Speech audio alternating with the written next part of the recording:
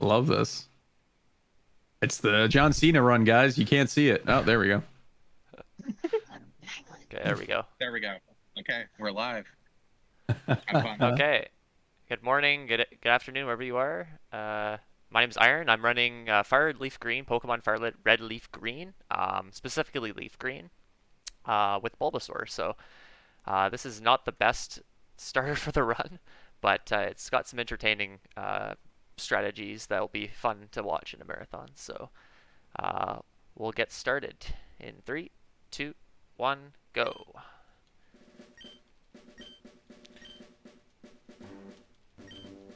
So for this run, for this game specifically, depends on which starter you do. There's a manipulation for the starter at the beginning.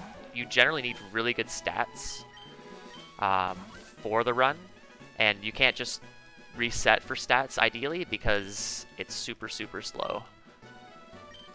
And you're not really likely to get good stats anyway. So there's a way to manipulate stats based on your trainer ID. And basically, each trainer ID generates a unique set of Squirtles with each having their own set of IDs. I don't even know why I'm doing this because I'm not doing the manipulation anyway. But you would check your trainer ID like there. So that was 34075. I would enter my ID into a separate program, which generates a unique list of Squirtles for each frame, and then based on the ID restrictions, which are the stat restrictions effectively, you aim for a specific frame. So it's a very difficult thing to hit. It's a 60 frames per second game. It's very difficult to hit this. A lot of runners, they can spend hours resetting for stats. But luckily for marathons and for races, there's a way that we can just avoid that altogether by having a save file that's already loaded, or in the save position, I guess. And we just, once we get through this little cutscene here, where I pick my starter, which is Bulbasaur, and the rival picks his starter, which is Charmander, we just reset the game, like that, and load up the save file, and we'll have all our stats all set up, ready to go. So this is not going to be an official PB attempt because of this. I also named myself, my rival, and my Bulbasaur a one-character name because text prints, I think it's like 1 character per second or something like that. I'm not exactly sure how much, but the shorter the name is, the faster the text loads. So it is optimal over the course of the entire run, particularly on your Pokemon. Not so much on the rival, but definitely on your name and the Pokemon's name. Having a 1-character name is beneficial.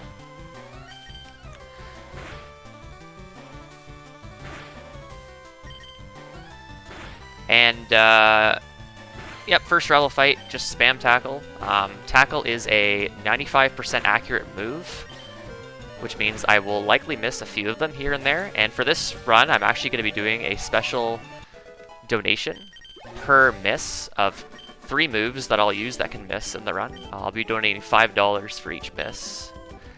Based on the amount of times you use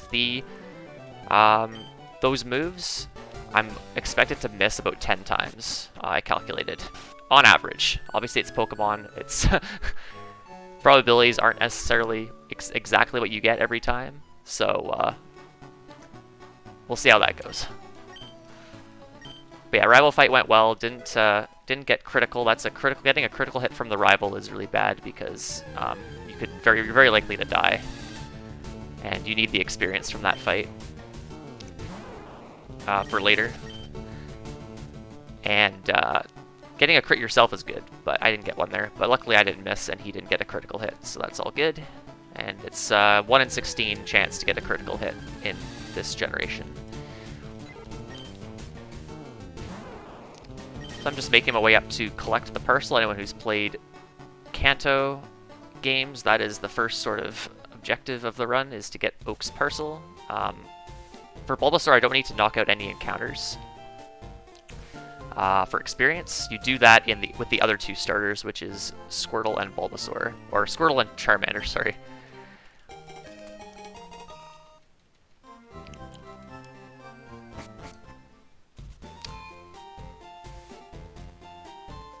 And for anyone who's interested in terms of how this run will compare to the other two starters, the current fastest route is with Squirtle. The time is, I believe on emulator, there's a 2:00, 2 hours flat and change.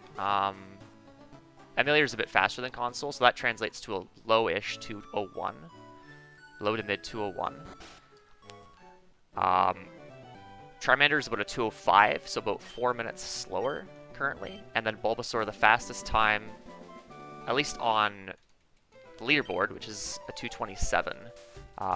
Definitely can be faster, like 2:25, 2:24 is doable with Bulbasaur, but Bulbasaur lags behind quite a bit, which we'll see fairly shortly why that is. There's a common misconception that Bulbasaur is the optimal starter because it has a type advantage over the first two gyms, and it resists the third gym. But unfortunately, aside from the gym fights, the rest of the fights are not particularly good. So the first two gyms go fairly well for Bulbasaur, but it's everything else that's the problem. Alright, so I'm going to catch, ideally a bird here, and also a rat if I see one. These will be used for HMs. I got criticaled by Pidgey. Nice, good start. Just going to double weaken it to improve the catch rate.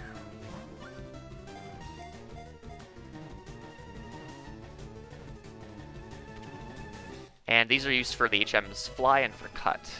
There is a strategy that I may consider doing later on.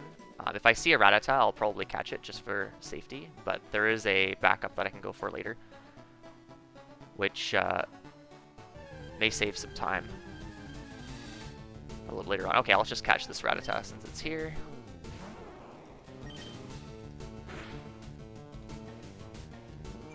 And so that's actually a good roll. I'm not going to weaken it again, because it looks like this Rattata has bad defense.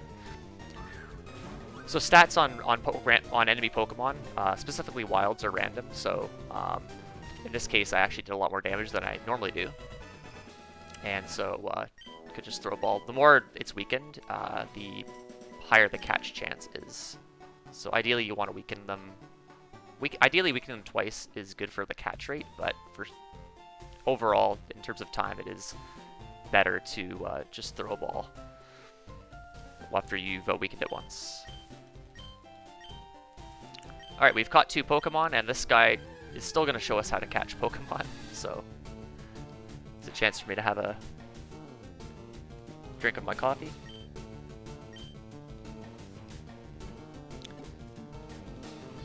I also talked about how my starter's manipulated, so the stats I'm going for are really high attack, and then everything else just generally needs to be good, because Bulbasaur has a pretty hard go of it, and you want to have good stats all around.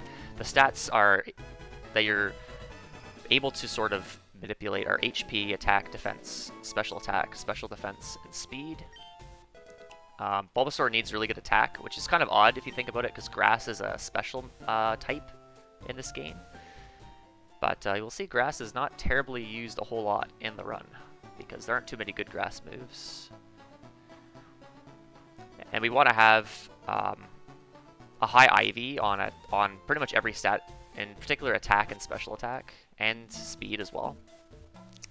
So IVs are numbers from 0 to 31, and the higher that number is, just the higher that stat ends up being by the end of the run. So we do want to see 31 ideally and everything, but that's kind of difficult to get, so I'm going to save for this fight. I took a lot of damage. This could go particularly poorly.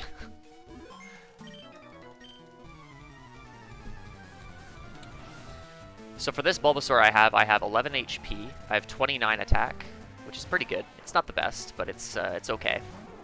I have 31 defense. Also I'm a lonely nature. That's a good critical hit to start things off. So 31 defense on minus defense nature. which I'll explain what that means in a second. That's pretty good. Special attack is 28, which is okay. Special defense is 30, which is extremely good, and speed is 26, which is kind of low, but it's okay. When I was talking about natures, each of those stats, except for HP, can have either a 10% multiplier or a 0.9 multiplier added onto it. So the stat can either be lowered or decreased. It's 2 possible stats that can have this happen. Oh, there's the first tackle miss of the run. $5 into the charity. Another tackle miss. Awesome. Very good. I'm going to actually heal with my 1 potion. And so I have a lonely nature, which is plus attack, minus defense, which means my attack is raised by 10%, my defense is lowered by 10%. So my defense, ideally you want to have the other defense lowered, which is naughty nature. Because you're going to see a lot of physical attacks at the run, so having higher physical defense is better, but the high IV here is kind of makes up for that with the 31. Alright, this Kakuna, as you can see, I'm really having a hard time with this fight. I only have Tackle to work with, and as my next move that I got, it was Leech Seed. That is a Leech Seed miss. I forgot to include Leech Seeds. Leech Seed will be included in that donation, so that's 3 misses so far. I don't really get a move like Ember or Bubble, which is what Charmander and Squirtle get, so unfortunately I'm kind of forced to tackle a lot right off the bat, and as you can see I need to Leech Seed this Kakuna in order to chip away at its health. Fighting this trainer is required for this route because I need to get Vine Whip, which is my next move that I learn at level 10, and I get that move. There's another tackle miss, so we're up to 4 misses already. Jeez. That move will be required to beat Brock. I cannot beat Brock with tackle. It's just not possible. I guess I could Leech Seed in theory, but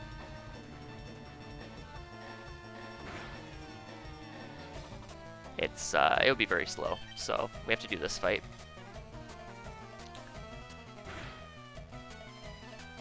Alright, that was very slow. So ideally we want to get a critical hit on the Kakuna. So if I critical on the Kakuna, it ignores all his Harden defense boosts. And I do about half its HP with a critical, which is extremely good. Didn't get that, but that's fine.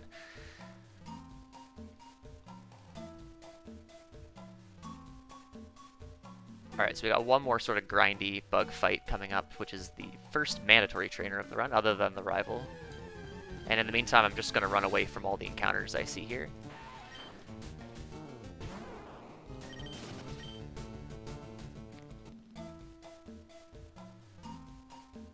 I'm going to go down this path. There is a potion down at the bottom right here. I'm going to grab that just for a little bit of extra safety. I did use up my potion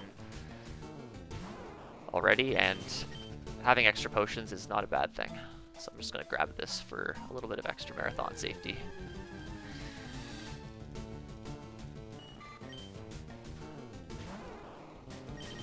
So yeah, Leech Seed is 90% accurate and Tackle is 95. So I have statistically missed far more already than I should have.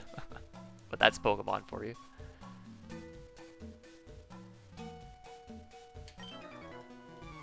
Alright, so this is Sammy. He's the first mandatory trainer. He's a really bad fight for Squirtle just because you generally want to be at low HP for leaving the fight. So you want to try to get your HP pretty low in order to use Squirtle's ability, which I'll talk about a little bit later for Bulbasaur. Doesn't really apply yet. But it's not too bad for Bulbasaur, particularly because you can't get poisoned because Bulbasaur is part poison. Now, unfortunately, poison type is not really helpful for Bulbasaur at all because, aside from being resistant to poison itself, because I don't use any poison moves at all in the entire run. There's no poison moves by level up other than Poison Powder, which is not useful. And the one really good poison move you can learn by TM is only accessible in the post-game, so you cannot take advantage of that. That fight went okay. Oh, that's a 1% encounter, so the encounter rate is pretty set in general in each area. Each tile has the same likelihood to generate an encounter, except for the first 5 to 7 tiles, depending on the area that you're in. After a fight or when you enter the area. So right after that trainer, I got an encounter within the first like 2 tiles, and that's a 1% chance to get that encounter. So you're getting the whole Fire Red Leaf Green treatment today for anyone who's new to this game. I'm going to take the center right here. My HP is really high, but I've used up a lot of tackle PP, especially on that Kakuna, so I need some extra tackles for the route to come, so taking the center here is beneficial. The gym itself is not particularly threatening, unless one of the pokes that I face is a problem, which it can be, but generally it's a pretty free gym.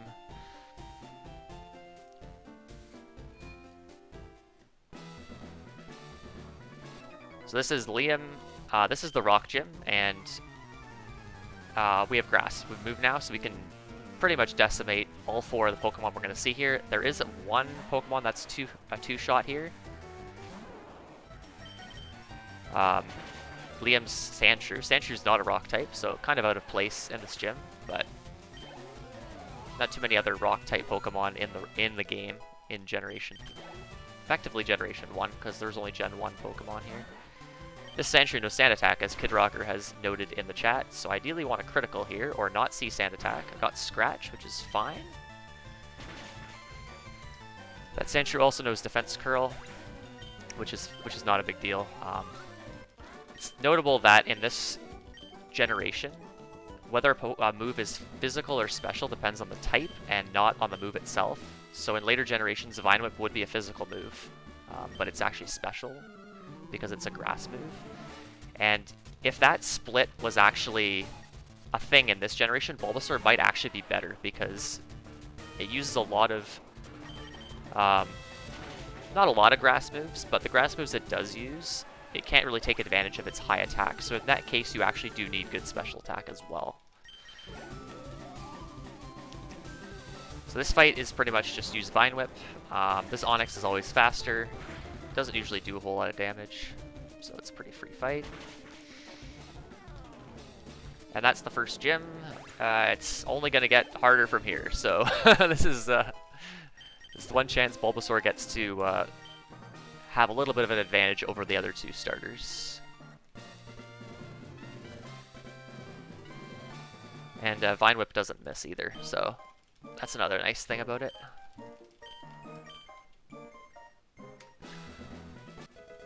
Okay, 17:28 Brock is a really slow time for Brock, but that's okay. We got a good estimate here, 240, so it should be fine.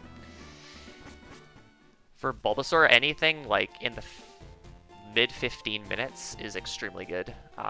16 minutes is pretty much average for Bulbasaur here.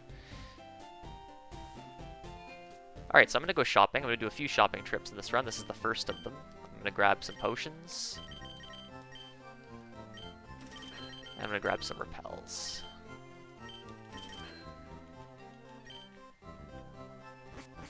Don't really need to get any other status items yet because I'm not going to be getting poisoned on these upcoming bug fights because I'm already poison type, and you don't see anything that can paralyze you until after you get to the next gym or the next mart. So all you need is potions to heal health and then repels to dodge wild Pokemon. Just got the running shoes there so I can move a little bit faster, which is nice. And we're into the first of the fights here. So Colton, this fight pretty much just spam tackle. The Caterpie here is a 3-shot with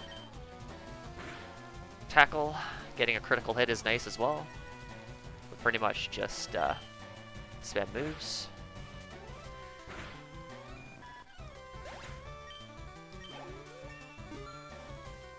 And the Weedle coming up here is it's a 82% range to 2-hit, so hopefully we'll get that here. So if you have any donations or you want to plug the charity, feel free to go ahead. That's a good critical.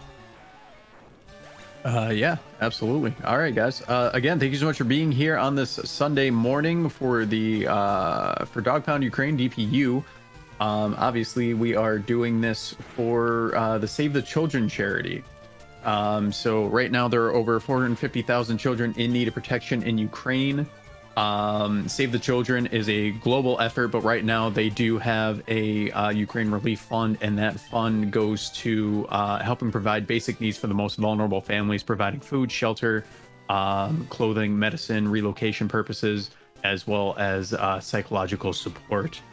So all the money that you donate, if you are able to do so, you can do so right here. We'll put that right in the chat. All of that goes right through the Tiltify platform, so we don't touch it. It goes straight to the charity, so there's no middleman. You don't have to worry about that. It's a great cause, and we're just doing our best to try and do something, even if it's just a little bit during their time of need. So again, if you do donate, you can follow that link, and don't forget there are plenty of target goals that we have as well. So make sure that if you do donate, allocate that money to some of the targets so you can see some of the extra stuff that we have for later runs. We have targets for Undertale, Hollow Knight, and Tales of Rise, which is coming up next. So get those donations in. Thank you, and great timing on the donation, because I just missed 2 more tackles, so we're up to 6 misses. So that is $30 already, going from my wallet to the children of Ukraine. Very good cause. Okay, so now I've actually... How many tackles do you normally miss? It's kind of hard to say, but on average, I should only be missing like 6 tackles, based on the amount of times I use tackle. So I've already missed 5 tackles, 1 leech seed. Oops, I have to go this way. Okay, so there's 2 options for trainers to fight there. There's this lass, and then the bug catcher. The bug catcher's a bit slower, so I fight her, and then I have to exit the route to reload her position, so I can proceed. Now my HP is very low, which means my grass moves will do 50% more damage, so when I'm below 1/3 of my health,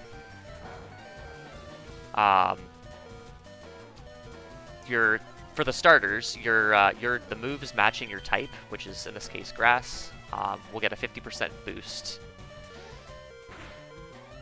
And so that makes this fight go a little bit quicker, because I can go for the... If I get a critical hit on the Caterpie, it's a guaranteed 2-hit. Or 1-hit, rather. And then this Metapod is a ranged to 2-hit with Vine Whip with Overgrow, which is the ability. I'm probably not going to hit it here, but I should be fine. I'll be able to finish it with Tackle. That's a good critical. Finish things off. I like that.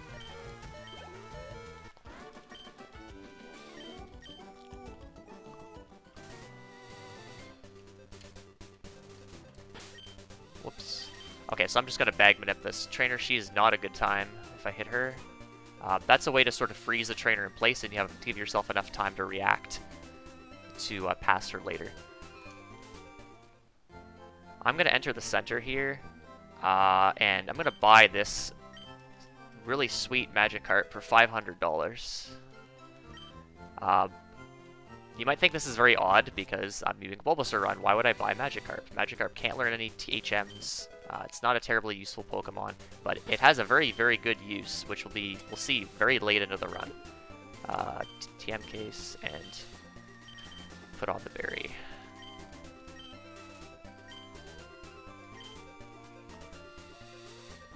And so, if I didn't catch a Rattata, I could have caught a Sandshrew after Mount Moon, which would serve the same purpose. But the Magikarp is fine. It does cost me a bit of money, which means I'll have less money to spend on potions later, but it's not a big deal. Whoops, what am I doing? Picking up a rare candy and an escape rope. And here's where we get to repel and avoid any wild encounters. So luckily, repels are available very early in this game. In the original Gen 1 games... Oops, what am I up to this way? Get this ether. They weren't available in Gen 1, so you have to sit through Mount Moon encounters. Repel. And I'll use the ether now.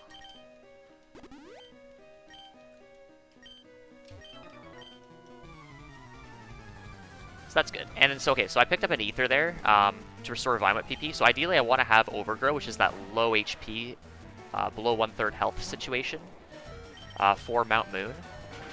And taking a center at, say, the Mount Moon center where I grabbed Magikarp is not really good because it gets all my HP back. And so I'm not going to be able to hold on to that low HP. So I pick up the Ether in order to get Vine Whip PP back, because Vine Whip only has 10 usages, which is kind of low, very weird. And so having that getting those Vine Whips refreshed to full is very useful, because I'm going to be using a lot of Vine Whips from here on until the end of Mount Moon. And this trainer is an optional, but I need to get that little bit more extra experience. Bulbasaur needs a little bit of help in order to get to a very specific level later on. And with that, we say goodbye to Bulbasaur, and we say hello to Ivysaur, which is my favorite Pokemon.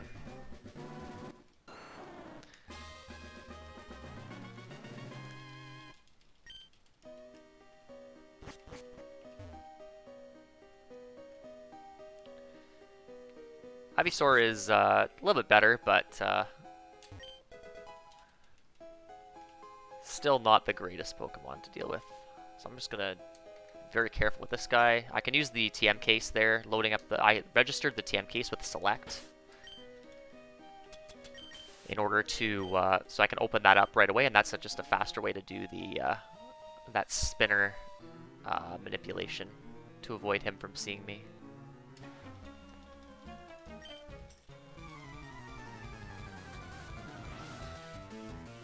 Okay, so this fight, I'm not sure if I'm an Overgrow anymore because I evolved. We'll see here. If I am an Overgrow, this Rattata is a guaranteed one-shot. I am an Overgrow. Perfect. I will be popping out of Overgrow here on the level up.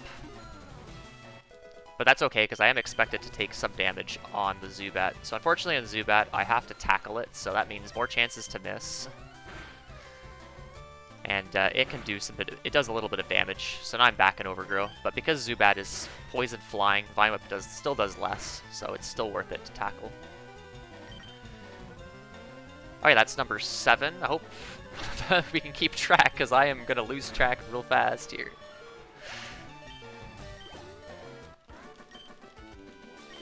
I should type in chat when I'm at 7 misses. I'm just going to do that now, 7. So this fight here can be particularly scary just because you have to tackle a lot, and this Grimer has a move called Disable. Okay, I'm gonna heal because Pound does a lot of damage. I don't really want to die.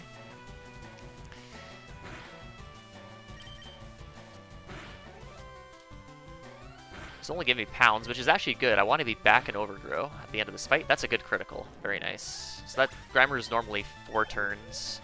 If you have really good special attack and you're in Overgrow, you can 3-hit it with Vine Whip, but I don't have good enough special attack for that, so I opted to just go for tackles. And then having Overgrow for this coughing means it's a guaranteed 3-shot. Okay, that's not a bad fight. We take those.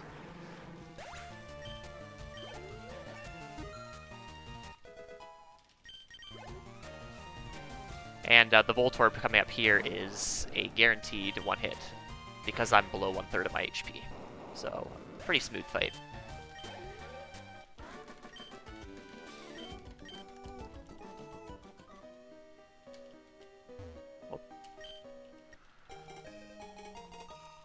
So I'm picking up the Helix Fossil. It is faster to pick up Helix Fossil because if you pick the Dome Fossil, the Super Nerd has to walk around you to grab the Helix Fossil, so it's just better to grab the Helix Fossil. But some people like to meme and go for the Dome Fossil.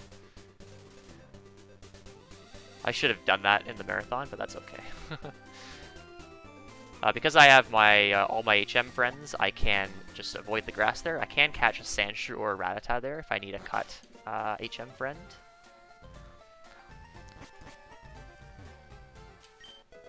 But I can skip that and head over to the gym.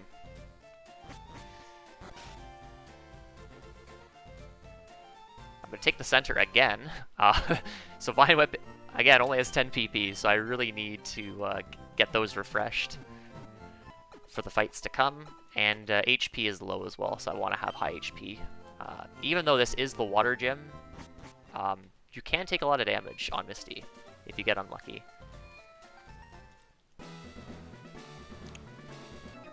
Okay, so I'm going to fight this optional. Just for some experience. He's got 2 really easy water types to knock out, so...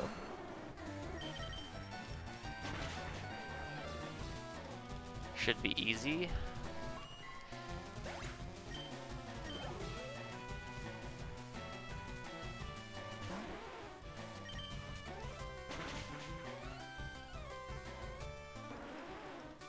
Alright, and with that, I hit level 19, which is not a particularly important level, at least at first glance, but I did pick up 2 rare candies, so I'm going to use both of those rare candies now.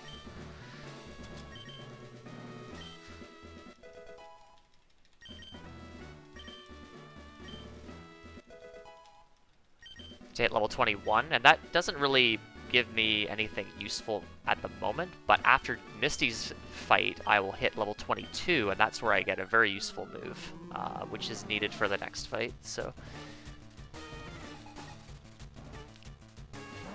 Yep, this Staryu is a 10 and 16 range, so it means I'm 10 out of 16 to knock it out with... that's not a good confusion right away. With Vine Whip, so I'm just going to tackle it turn 1. I did not mean to switch Vine Whip there, that was totally a mistake. I got confused again! What? What is this? The good news is that Starmie is going to go for Swift and not Water Pulse, because Swift does more damage. I'm just going to switch these back, and Vine Whip. Please don't hit yourself, good. Okay, so I'm likely to get Overgrow here, so I'm going to go for Vine Whip again. I snapped out, and I'm not an Overgrow, so this is a range. And I missed it, cool. That's okay. I was expecting a bit more damage. So now this Starmie will go down. I got crit! I have the revive. It's not a good place to use it, but...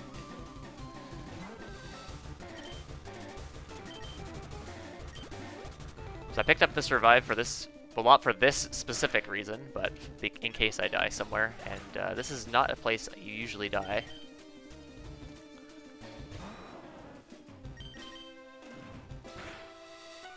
I could have opted to just take the death and go... I just go back to the center I just took, so it's not horrible, but I do lose a bit of money doing that, so... Alright, so now we get Razor Leaf. This is the 3rd move that I have that can miss. So any Razor Leaf misses, which is a 95% accurate move, will count towards the donation total.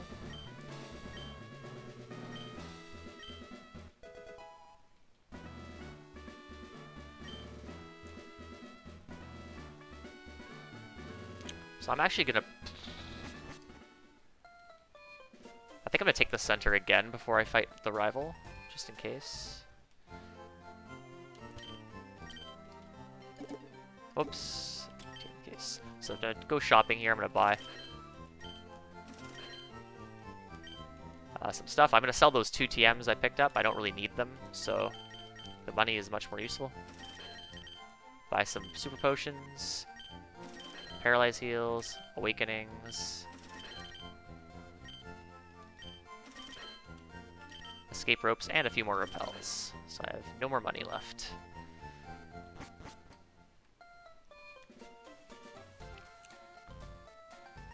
I'm just going to take the center again, just to be extra safe. I don't have the revive right now, so in case I need to switch out to one of my HM friends, I want to make sure I have all 3 of them still alive.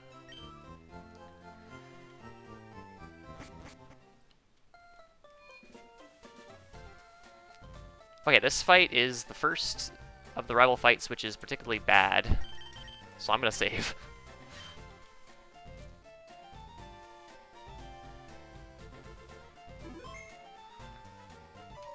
So Rival always leads a Pidgeotto or a Pidgeot later on.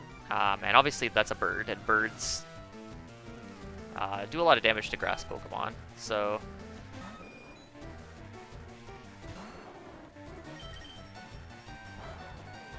ideally I want to critical this Pidgeotto because it's about a 50-50 3-hit damage range here. Do not get good rolls to start. And this thing also has Sand Attack, which does a lot of damage. Okay, I did not hit the range. I'll switch. I'll switch Super and then kill him.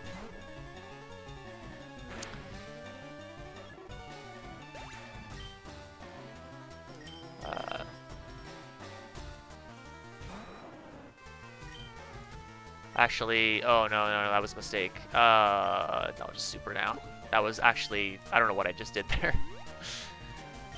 I should have just healed. I meant to switch to one of my other HM friends and then go for the kill, but he only went for Gust, which is very rare, so that's good.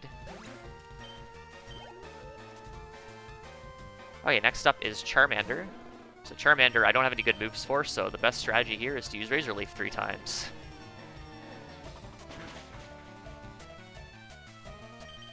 So ideally I want to get a critical, because now he'll have his own version of Overgrow, which is Blaze. That won't kill me.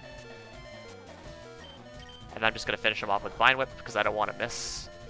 There's the critical hit I needed, but at the wrong time.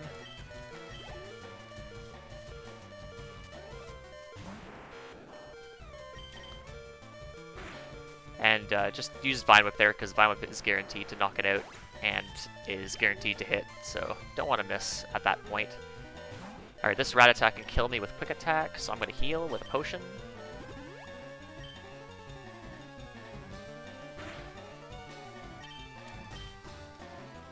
Double Quick Attack is a little scary, though.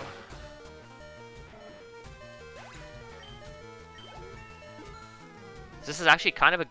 It's not a great situation, but it is better than being at high HP. So having Overgrow for the next 5 or 6 fights, in most of those fights, it's actually really helpful. I save some turns. But having 11 HP is kind of low, because I am going to take a few hits, and I don't want to get knocked to too low HP. So we'll see how this goes.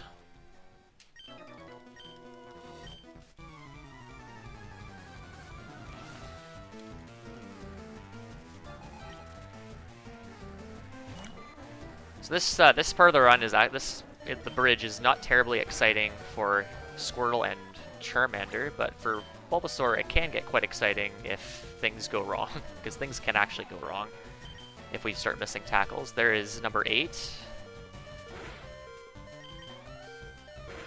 We're gonna have to heal at some point now because I got hit by Poison Sting.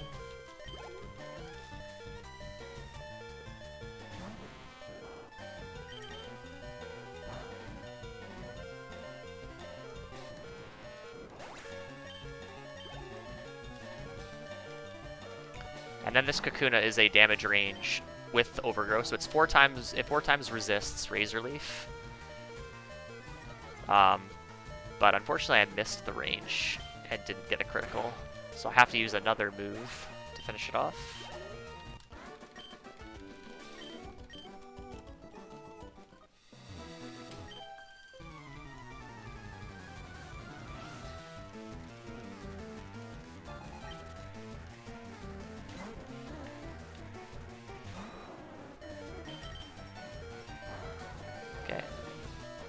Missing that Pidgey can be bad. It has Sand Attack.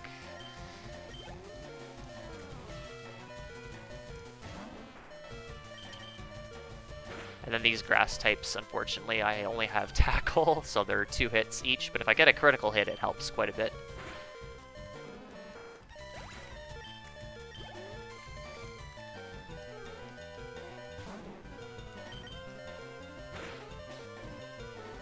That's a good critical. Very good.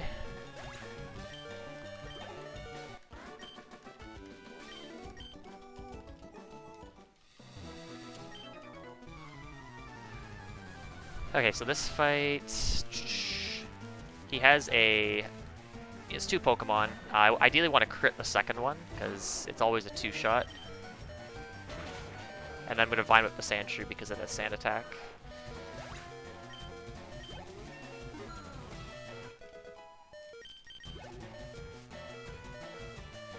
I'm definitely going to have to heal at some point because the next fight has a pretty scary Pokemon. Razor Leaf.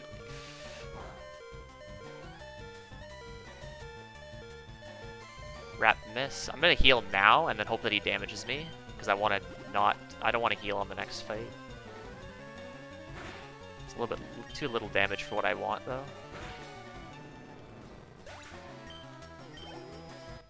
But that's okay. I am going to be taking more damage later, so this HP is actually fine for the moment, even though it's not low HP for the Overgrow boost. Okay, so this Nidoran it's a 2-shot and it has Peck, which does about 10 damage, so that is why I healed. It did not use it, though. So now I feel very foolish. But both of these aren't too harmful, just 2 hits for each of them. I need some damage. This is not optimal. There's the critical. Not when I need it.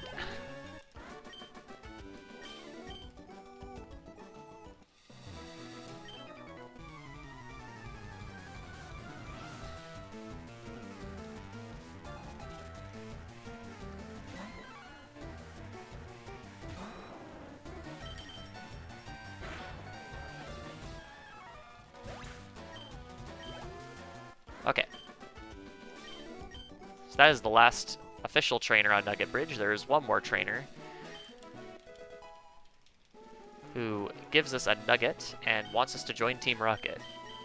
And we're not even given an option. We're just forced to not join, but that would be kind of cool if we could. And so this fight can be a little bit slow depending on whether I get criticals or hit damage ranges. But not too many bad things can happen. Okay, Rap's a bit slow, but it does do a little bit of damage.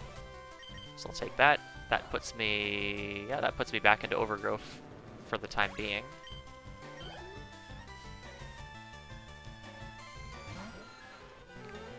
And this is a Zubat. This Zubat has Supersonic. That is a good critical. Very nice. That's about a 40% 2-hit range. So it's about... yeah, it's probably about the same to 1-hit it with a critical.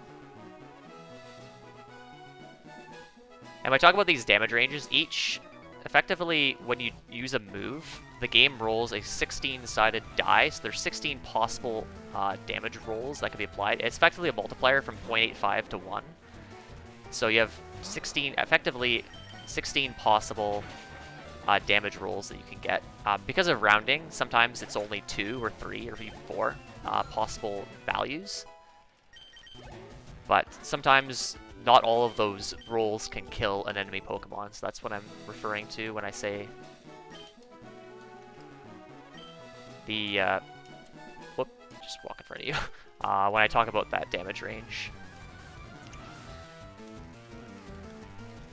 That spinner there, you can do that spinner pass a little bit more risky, but for a marathon, I'm gonna just opt to do that a little bit safer. For doing the extra TMK splash. Unfortunately, I'm not an Overgrow now, so this game is giving me lots of chances to miss moves for charity, because I have to 2-hit each of these 2 Nidorans.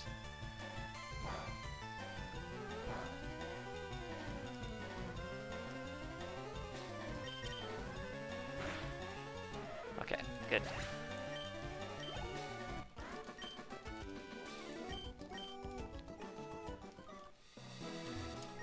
Okay, so right here, there's 2 possible trainers you can fight.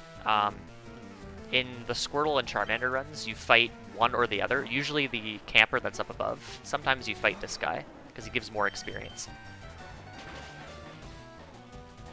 But in this run, I have to fight both, and the reason for that is there is a TM that is hidden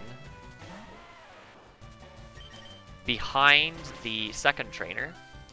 You could only access that TM if you force him to walk out from that gap that he's blocking, or if you have cut. And since I don't get cut for a little while, I need to actually fight this guy to get his move. So I'm going to be fighting both of those guys.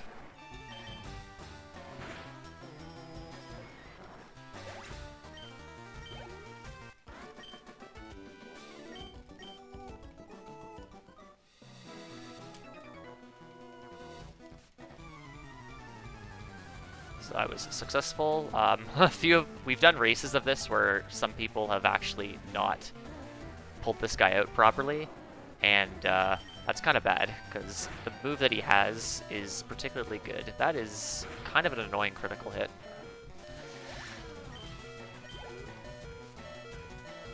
So I'm probably gonna have to heal again.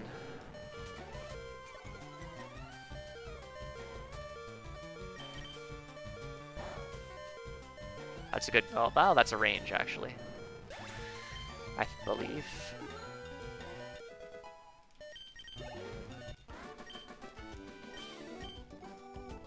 That's okay. So this move is a move called Secret Power. So Secret Power is a normal type move. It is 70 base power, so it's significantly better than Tackle, because Tackle is 35. And it has, depending on the terrain you're in, so whether I'm in a cave or if I'm in a building or something, it has a different secondary effect. You might see that on a few fights. But for the most part, it has a chance to paralyze in most of the areas that I'll be using it in. There's one area where it'll have a different effect, and we may see that effect come into play, but we'll talk about that when we get there. But now I have a significantly better move to use to beat up on these Pokemon here, and most importantly, Secret Power cannot miss.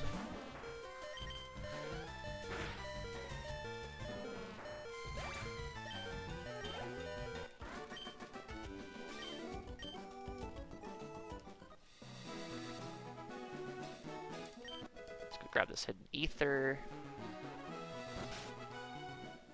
And now we're going to rescue Bill because he's trapped inside the body of a Clefairy.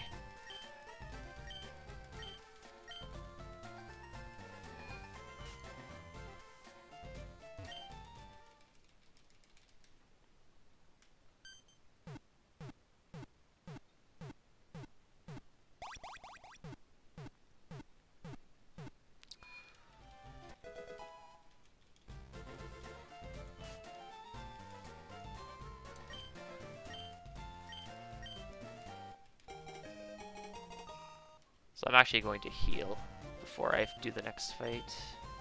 So if you have any donations, feel free to go ahead and read them. The next little bit, not too much is happening.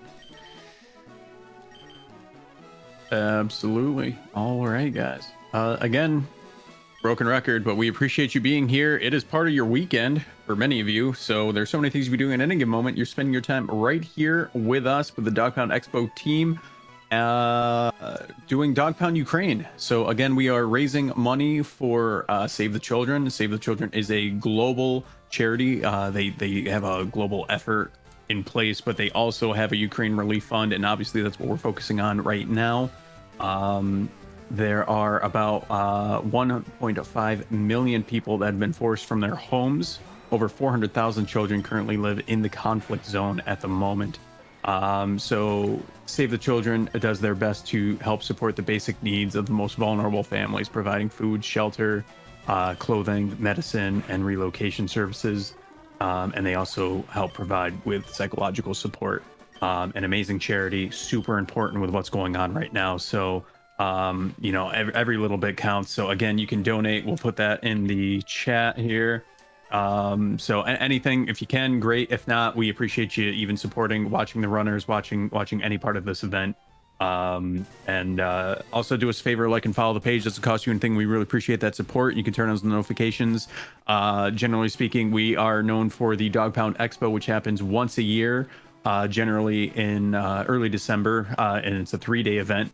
But we are going to be doing more things like this in the future. So if you follow and turn on those notifications, you can also follow us on our socials here, so you get all those updates. And if you do donate, don't forget there are a few target goals that we have for the rest of the runs that are coming throughout the day.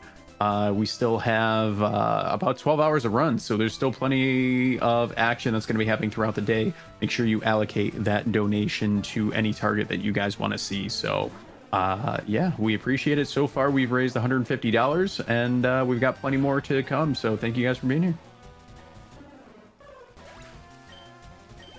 Thank you. Okay, so yeah, nothing too much exciting is happening here. This fight, ideally I'm in overgrow for this fight, because then the Eradicate's a guaranteed one hit, but that's okay. I was healing just in case the Drowsy that I fought before, I missed the 50-50 range on it, and it used Confusion.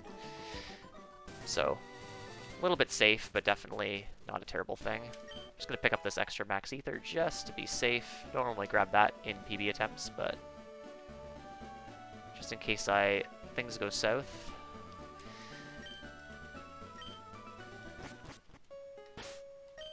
So now we're going to go to the SSN. I'm going to actually use that rare candy I picked up earlier, just a few seconds ago, to candy up to 28. And I'm going to take the bed heal as well. Could skip the bed heal, but my speed is currently in a very interesting situation. I have 47 speed, which means I speed tie the Rival's Kadabra coming up. And I'm just going to save just in case he's mean, but this fight's not terrible usually. And the Kadabra has Kinesis, which is a move that can drop my accuracy.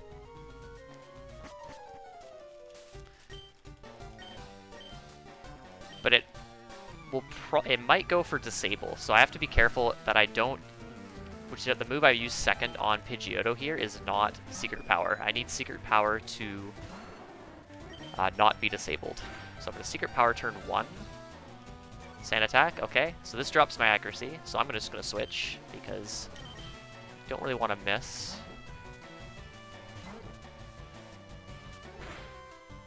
It's something that usually happens on the second rival fight, but didn't here. And then I Razor Leaf the Pidgeotto to finish him off. So now, if the Kadabra wins the speed tie, so it's 50-50 whether I go first or he goes first now. And I went first, so no matter. And I went ahead and killed him, so that's good. This Charmeleon has Smokescreen, which drops my accuracy, and I don't want to see him do that either. But I got Ember, so that's fine.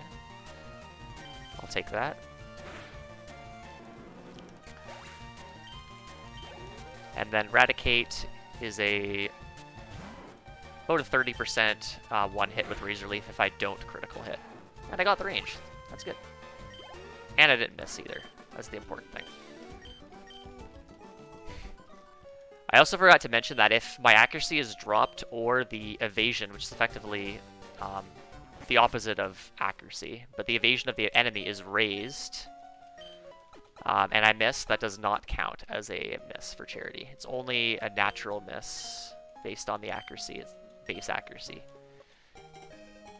And that will come into play potentially on the next fight. Or not the next fight, but the fight after the next fight.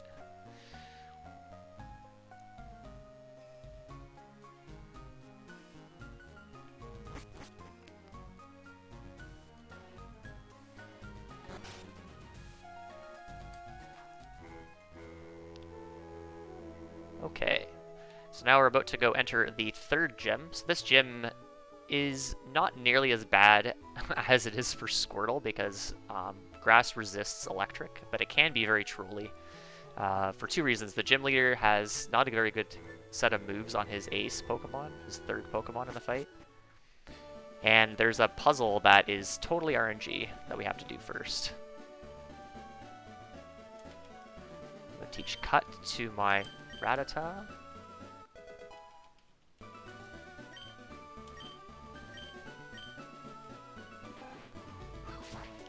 and enter the gym. So this is the infamous cans. And there's an optimal way to do cans here. I'm going to just do it whichever way, but there's an optimal path that you can do. And also spinners.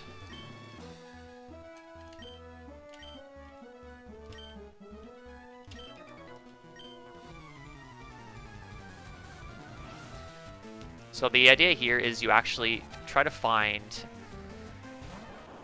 the first can. It can be in any of the cans here. That is an interesting critical.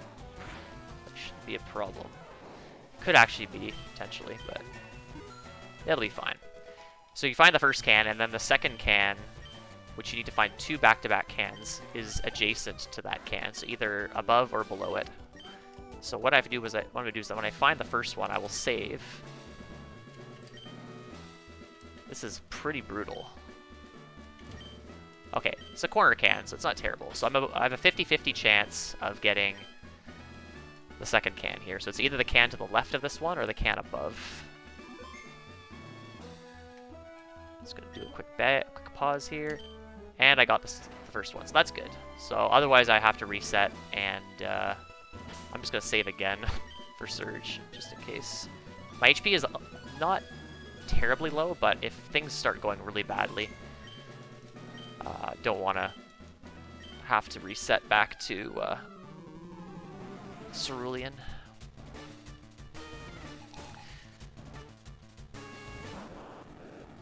Okay, so first up is this Voltorb. It is a 13 and 16 damage range with Razor Leaf. And I hit the Razor Leaf and hit the range, so that's good. And I'll use Secret Power. And an important thing on this fight is that I think at least the Pikachu and the Raichu all have the ability Static, which means if I use a contact move, a move that makes contact, there's a chance that I get paralyzed, but Secret Power does not make contact. And this Raichu has Double Team, which means that I can miss, and I did not, and I won the fight, so that's really good.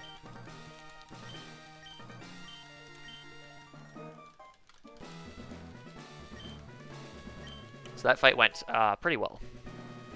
The Surge fight for Squirtle is very bad because the Raichu very often goes for Shockwave, which is a super effective move, but in this particular case, Quick Attack does a little bit more than Shockwave because I have really high special defense compared to my defense. So generally we'll go for the move that does the most damage. In this case, Quick Attack did a little bit more than Shockwave, so opted to go for Quick Attack, which isn't a big deal. Quick Attack's a bit faster because it doesn't have that extra text box for it being not very effective.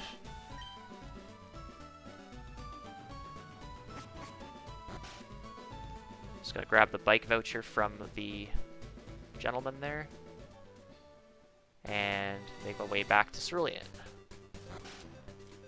All those grass tiles there is a 1% chance to get an encounter when I cross through them if you do the movement correctly. So there's 6 grass tiles you cross, and that is the exact number of tiles you get that pseudo immunity, that 99% immunity from an encounter. So that's why I don't repel there.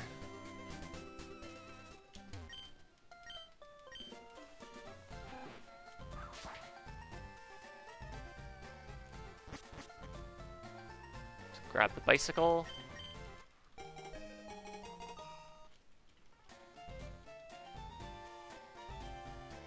So now I can move around in the overworld a little bit faster.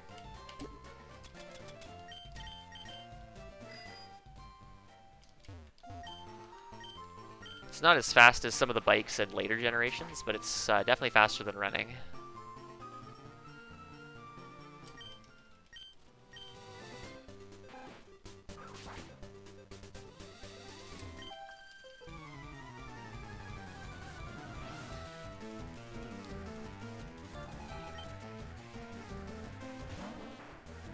Okay, so this trainer is not terribly difficult.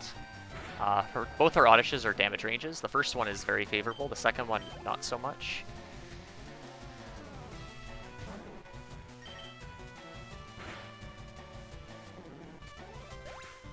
these fights are not too challenging.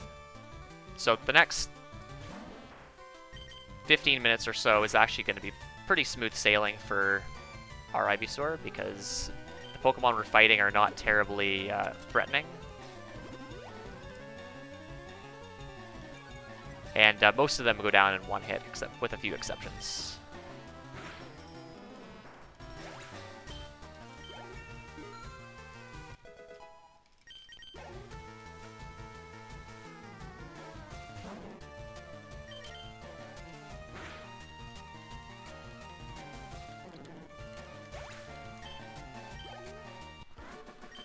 So coming up is another spinner, a trainer that can spin randomly.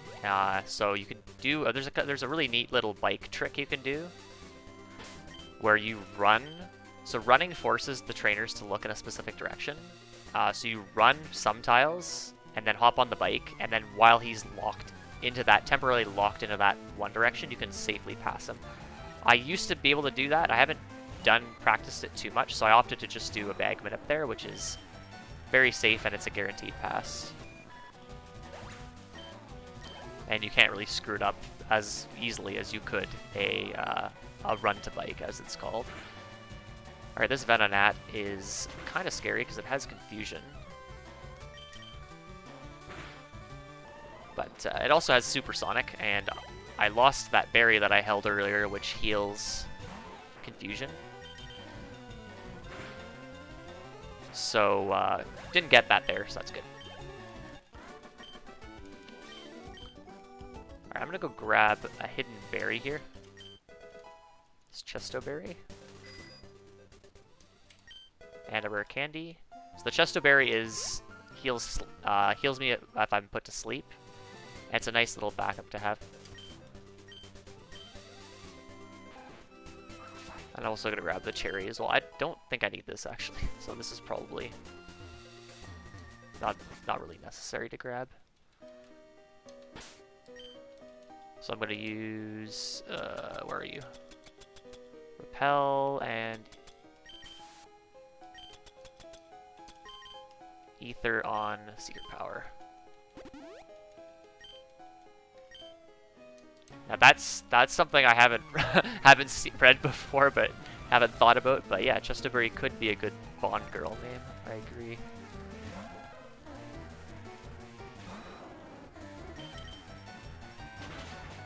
There's also Cherry Berry, which could work.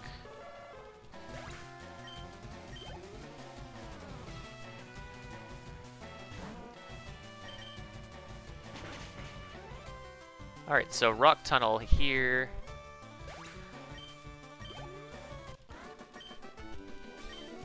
Pretty straightforward set of fights. Oops. There are chances to miss, and there's one fight where you have to two-hit something, so...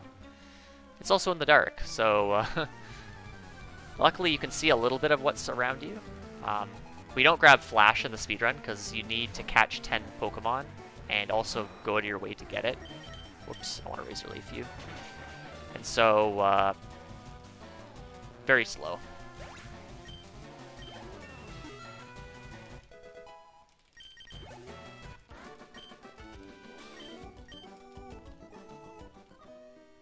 And then fighting her. I could have grabbed a revive. I actually might do that.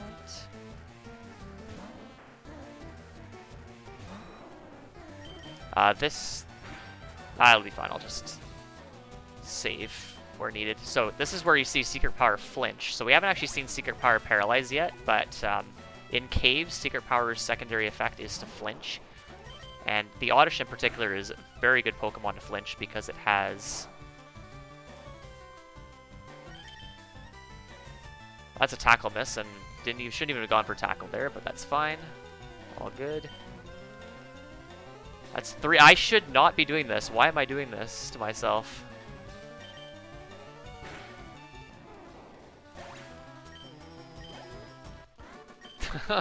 It's just Secret Power. I have enough power points for that.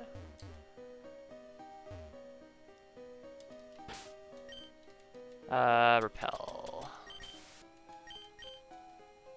And then I fight So here there's 2 options for hikers that I can fight. There's a hiker down below which has 1 Pokemon, and this guy has 2. And I need a little bit extra experience, so I'm going to opt to fight this fellow instead.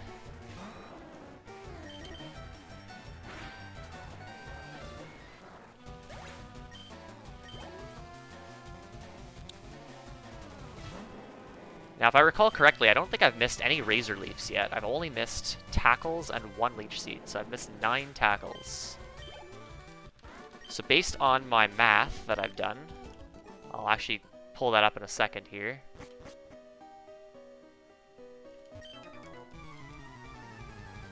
Generally, I use about 72-ish tackles per run, so I'm expected to miss, based on statistics, 4 of them. So I've missed twice as many as that so far. So that's awesome. And I missed effectively 100% of my Leech Seeds, because I usually use Leech Seed once.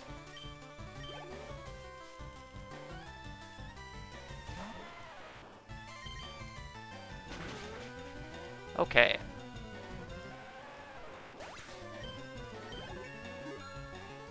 It definitely does not, I agree.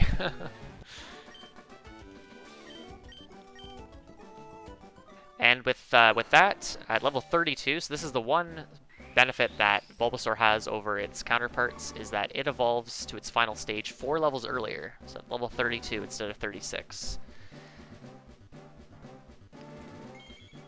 The downside of that is my favorite Pokemon, Ivysaur, is used less because it's only around for 16 levels instead of 20, but we take those. So now I have Venusaur. Venusaur is not bad, but the moveset it has to work with is not fantastic, so...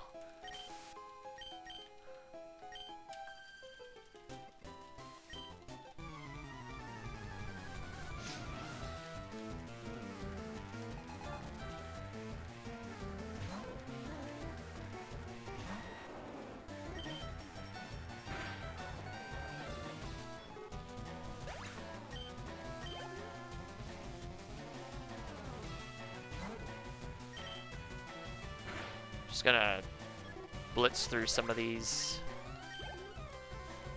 Pokemon. Not too much terribly exciting to talk about here.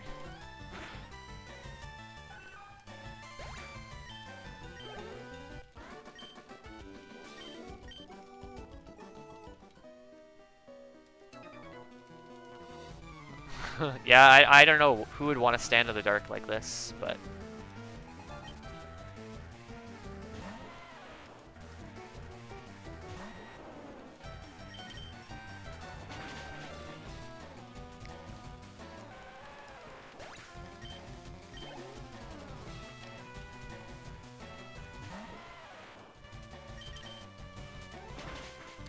So yeah, just finishing off these rock types. Not a terribly challenging fight here.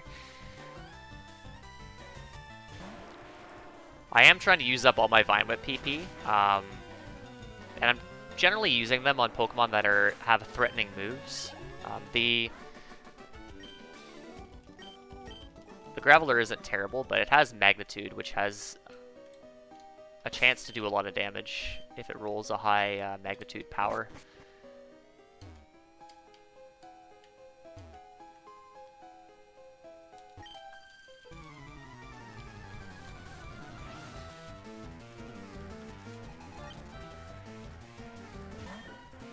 But eventually I'm going to be writing over Vine Whips, so I ideally want to use up the Vine Whips as quickly as possible. So a lot of routing of these speedruns is to kind of determine the best usage of moves so that you have to pick up less items like Ethers or Elixirs, take less centers, etc. So that's kind of one of the more fun parts about routing these games, is kind of figuring out what the best usage of moves is.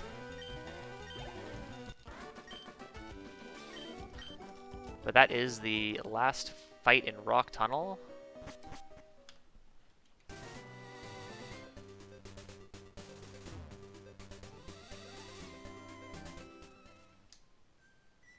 I'm going to go a little bit out of my way here to grab a very useful TM, which we don't see in the other two, with the other two starters. And that is Return. So Return is a normal type move. Its power is based on your Pokemon's happiness or friendship. And so when you level up or use items like rare candies or beat gym leaders or use X items, you can get buffs to your friendship, which boosts the power of Return. So Return's maximum power is 102 base, which is really good. Currently, it's about 76. You could also get random friendship every 256 steps. There's really no way to kind of determine what that is currently.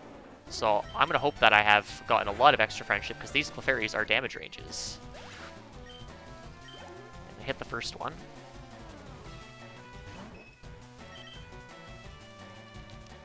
These Clefairies have the ability Cute Charm, so if you use a contact move on them, you can get Infatuated, which is another word for falling in love. That only applies if you're the same, the opposite gender. So if I had a female Venusaur, I wouldn't have to worry about that. But because I have a male Venusaur, I do have to potentially contend with that. But hit the ranges, so don't have to worry. Those Clefairies also have Minimize, which is a move that makes my moves less accurate.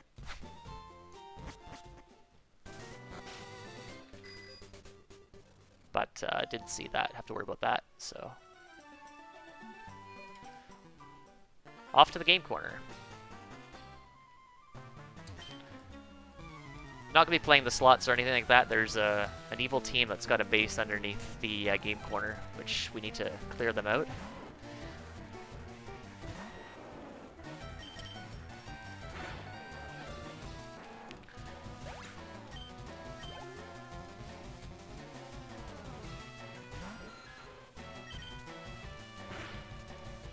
But, yeah, got rid of Tackle, so I don't have to worry about Tackle missing anymore. I can use Return. Return's 100% accurate, and pretty strong. It's currently my strongest move.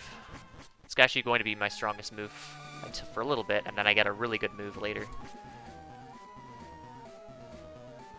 That Spinner has like 6 Pokemon. Definitely don't want to hit him, but you can just run around him pretty easily. Picked up a nugget there. I'm going to be needing to buy a lot of stuff later, and the nugget is a nice item to sell for money.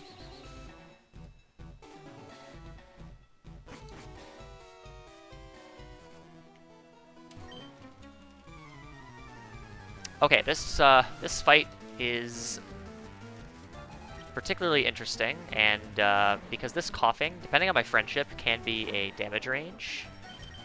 And it has a very scary move, and my HP is not in a good situation. Oh no, please don't critical. Okay. That's exactly what I was afraid of.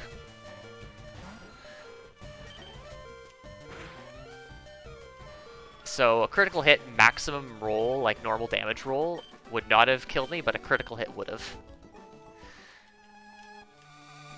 And I see self-destruct there way more than I should. So I'm actually going to heal. At some point.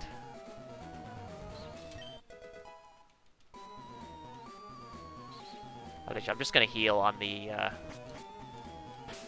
just gonna heal here. Super potion. Nope, I don't want that.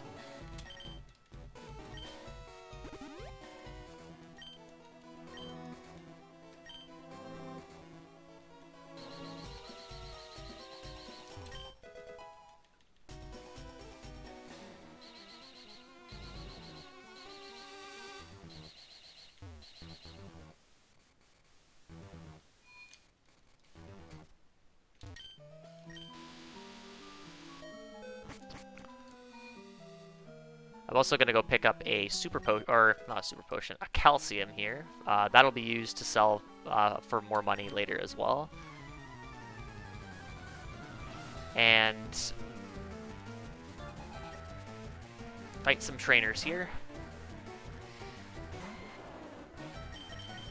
So this Sandshrew and the Sand Slash coming up both have Sand Attack, and so I'm going to use Vine Whip here because Vine Whip is guaranteed to knock them out.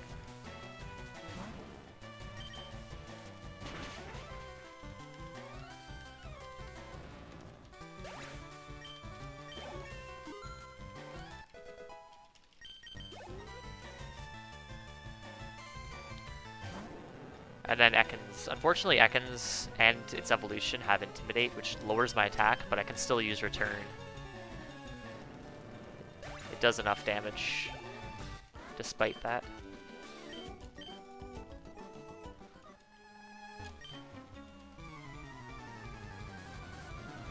So this fight, his third Pokemon, I could have opted to not heal, and gone for a potentially faster fight, with a bit of risk, obviously, being at the lower HP, so healing there is a good safe strategy.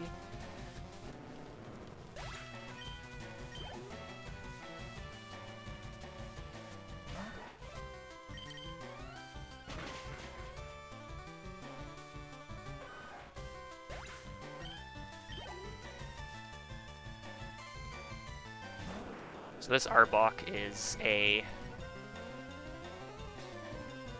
3-hit with Return, but if I'm in Overgrow, I can use. Just go Secret Power here, just to maybe get the Paralysis. That's fine. And get the 2-hit with Razor Leaf in Overgrow. Because my attack is dropped, Razor Leaf actually does a decent amount of damage there.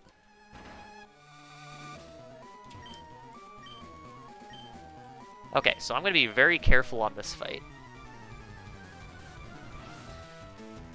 Because Giovanni's Kangaskhan can do a lot of damage, so I'm going to watch out what he does on the first hit, or the first turn. So Vonix and Rhyhorn here, really easy one-hits. I'm just going to finish off my Vine Whip PP with these two. And then the Kangaskhan is a 3-hit range with Razor Leaf. Getting a critical hit here is really nice.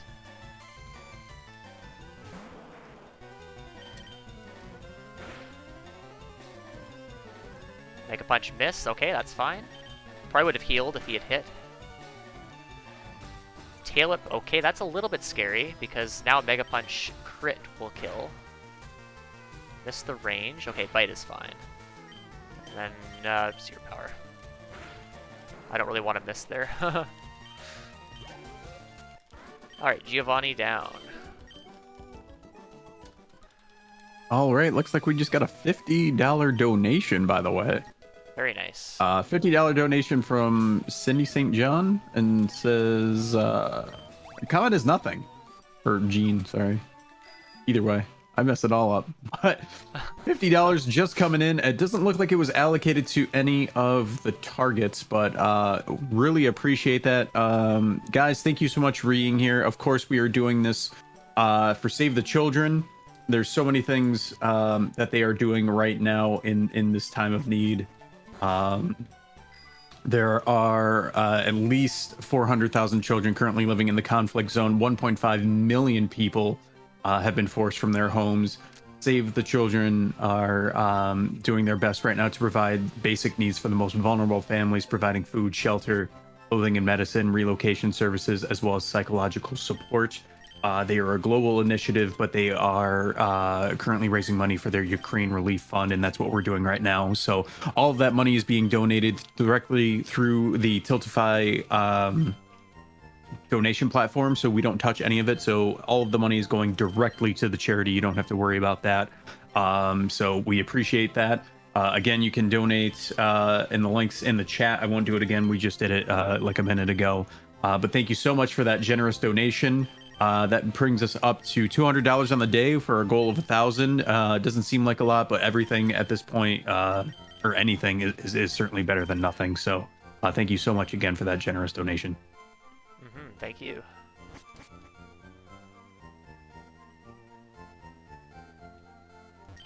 Okay, so I'm going shopping here. I have to buy a lot of X items. Those are items that I can use in battle to temporarily boost my stats. I bought a lot of X attacks because I use a lot of physical moves. I also bought a Polka Doll, which you'll see why I need that later. But it is not for the Ghost Marowak in the tower. I also sold a couple of my TMs. I don't really need to sell them, but it's good to... I'm going to pick up a few extra super potions here just for some extra added safety.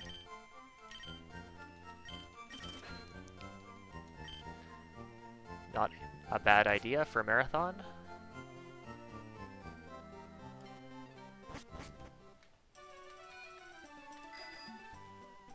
So now I'm going to go get the Fly HM, which is available over here.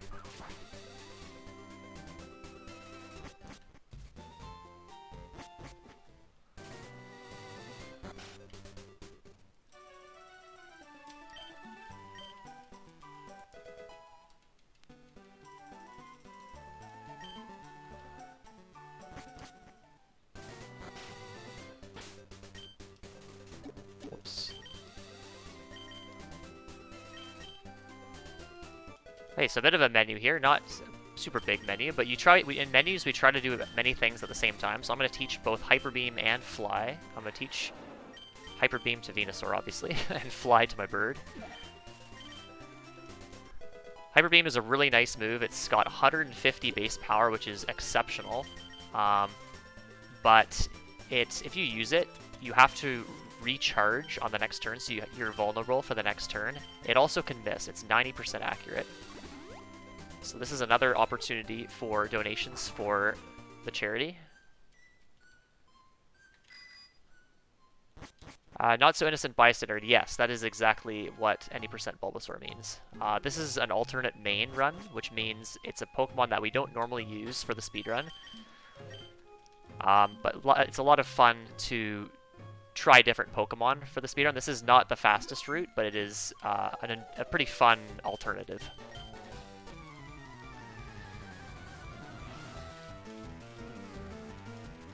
Okay, so I say for this fight isn't terrible, but if this Pidgeotto does something very mean, I will could be in a world of hurt. So I'm gonna hopefully not see that. Okay, I did not get the bad move. I got Gust. So the that Pidgeotto has Sand Attack, and missing on this fight is very, very scary.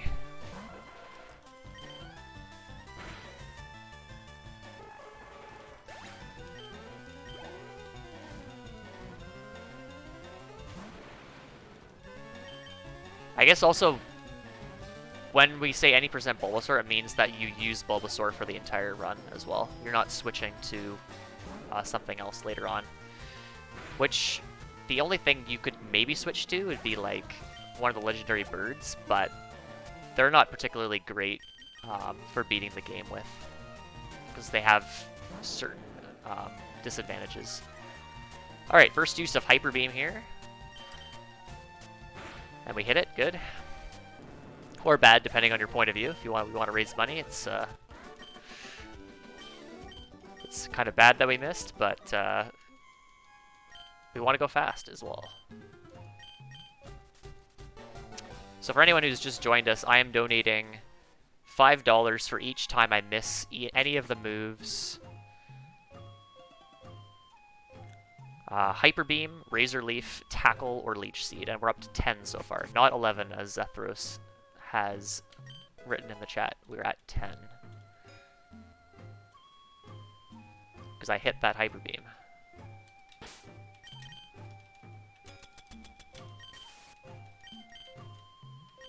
I don't know where that 11th one came from. Maybe I missed it. Oh! Oh! Oh! I'm supposed to stop before her. This isn't horrible. It's actually fine. Like, I could just use Razor Leaf on this. So, another chance to miss for charity. Didn't get it.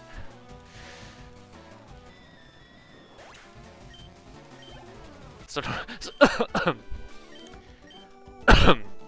excuse me. So normally I pause before her, do the bag manipulation to freeze her in place, and then pass her safely, but I didn't stop and just walked in front of her, and then by the time I realized, she turned, so that's fine. because I take the pad heal to restore my PP to full. And so now I fight these ghosts. So here we're going to use Razor Leaf a few times. Don't really have any good moves to beat these ghost-type Pokemon, but Razor Leaf does a fairly adequate job. It's not the fastest thing ever, but if I didn't take the pad heal, I would have been an overgrow for the Haunter, and it would have died with, or it might have been a range actually. But this is fine.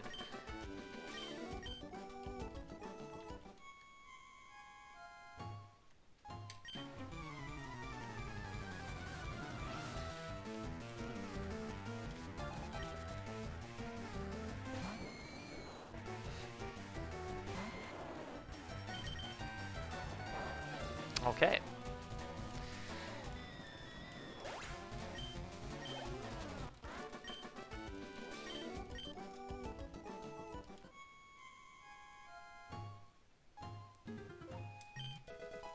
Gonna pick up a rare candy here, so I need to grab a lot of rare candies because I'm gonna be using them at very specific spots to improve certain fights. So here's where we fight the Ghost Marowak. So in Generation 1, there's a way to skip the hideout that I did in Celadon by using a Pokédoll on this Marowak, but there is no way to do that in Gen 3. So I have to fight that hideout and get the Silph Scope, and then actually fight the Marowak.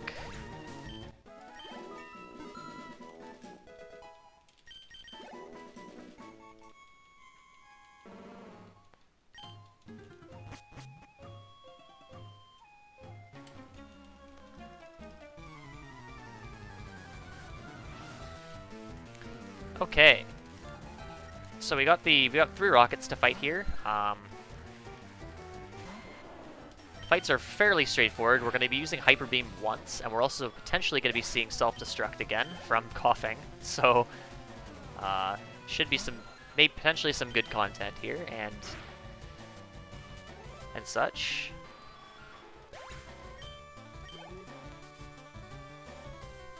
So I'm going to Hyper Beam the Golbat.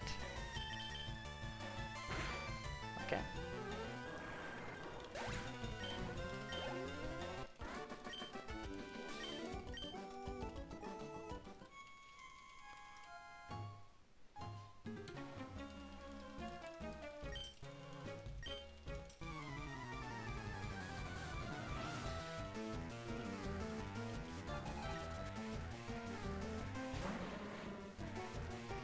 Alright, coughing.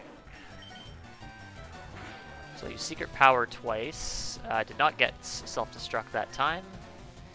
Now this fight's a bit unfortunate. If Coughing was the second Pokemon in the fight, I would use Hyper Beam on it, because you generally try to avoid using Hyper Beam when it's not the last Pokemon, because you have that recharge turn. There's gonna be at least one fight I probably will do in this run where I will actually opt to go for that recharge turn because it's safer than the alternative. But we'll talk about that when we get there. But most of the time, Hyper Beam will be used as the last move in the battle.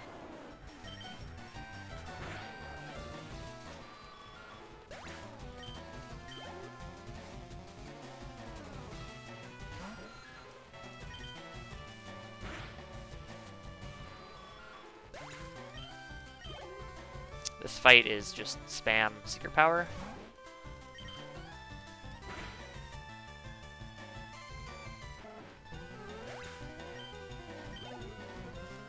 And then this Raticate is a 13 and 16 range with Secret Power as well, so chance to not one hit here. Okay, got him.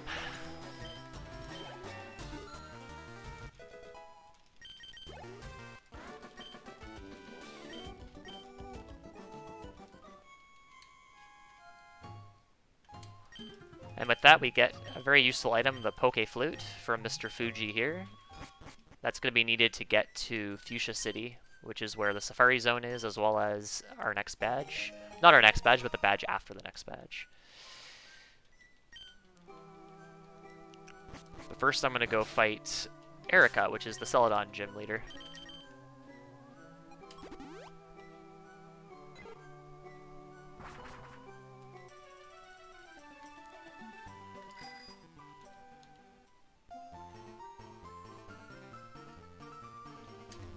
Whoop. That was weird.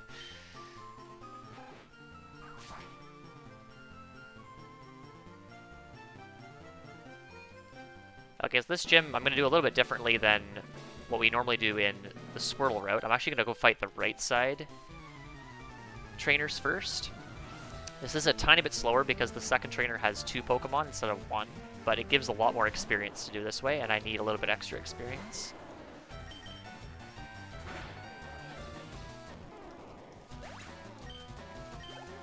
It also gives me a chance to beat up on some of my kinsmen here, Bulbasaur, Ivysaur.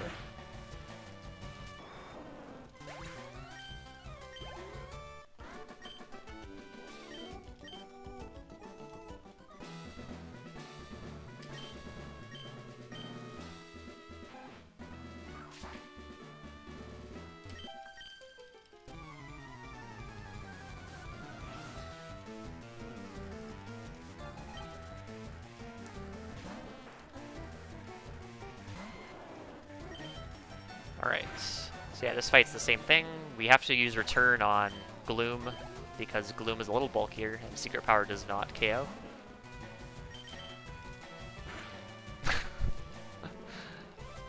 I never thought about that box. Trainers. Yeah, they've been here a long time, clearly.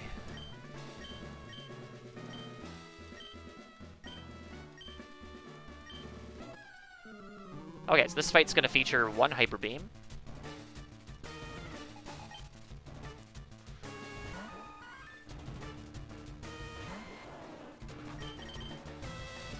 On the Victory Bell. So this Victory Bell has Stun Spore, and if you set up X attacks, which is the only other way to KO it, it has a chance to use that, and then you have to heal it off. So it's actually just... I don't know if it's fast. It's about the same amount of time, but it's definitely saves X items and money to just use Hyper Beam there. And then I 2-hit the Tangela. The downside, obviously, is because of my attack being as low. Well, it's not terribly low, but if my attack was higher, I could X attack on the Tangela. Miss. Oh. And then Hyper Beam this Vile Plume, but my attack is a little bit too low for that. The damage range is not super ideal, so I'm going to do... And there's the critical hit I could have used the first turn, although it would have been a range, but that's okay. But then I just set up on the Vile Plume, or 2-hit the Vile Plume instead. So overall, not a terrible fight.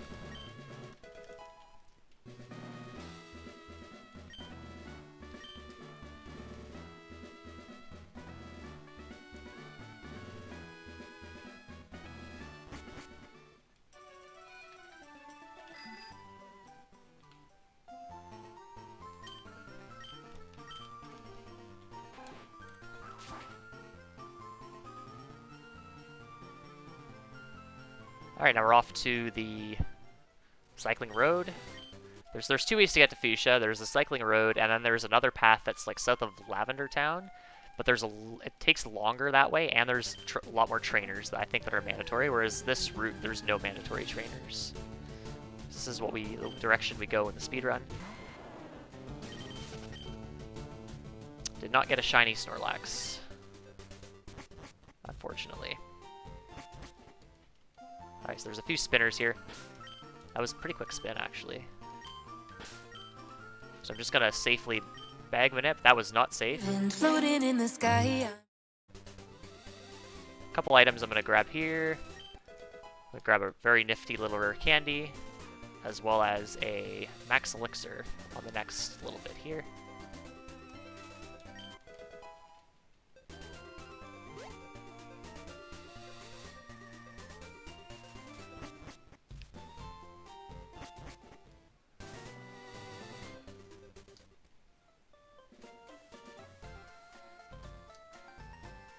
Alright, so I'm going to go to the Safari Zone here. I'm not going to be catching anything, but I do need to pick up a couple items, one of which is mandatory for the run. So you have to go into the Safari Zone. Well, actually, 2 items that are mandatory for the run.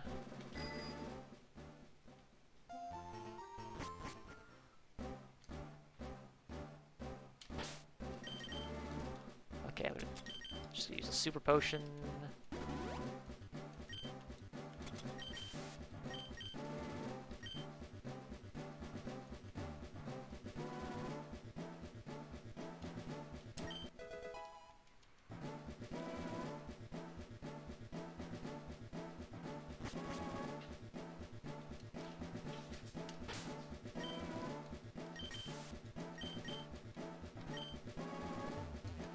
Whoops.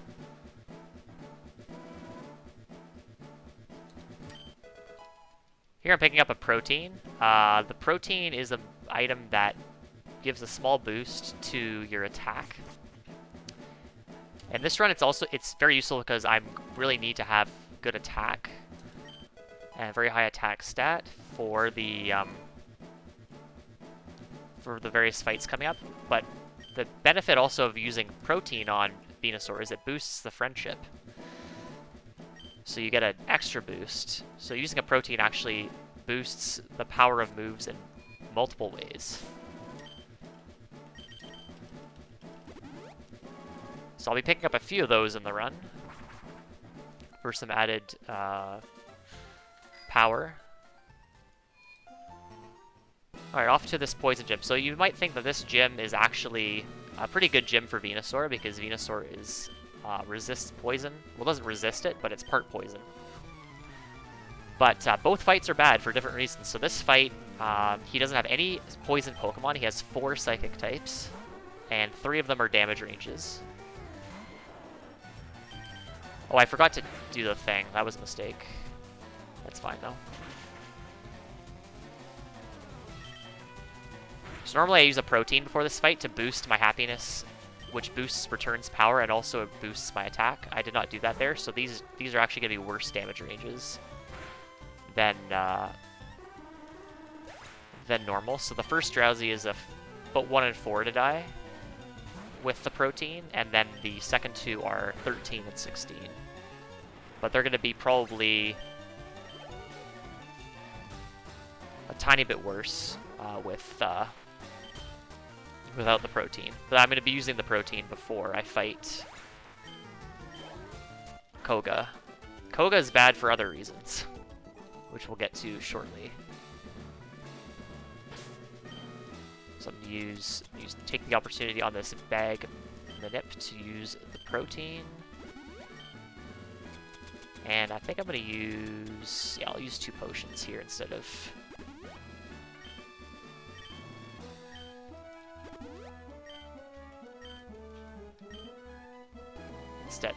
super, to save a super potion.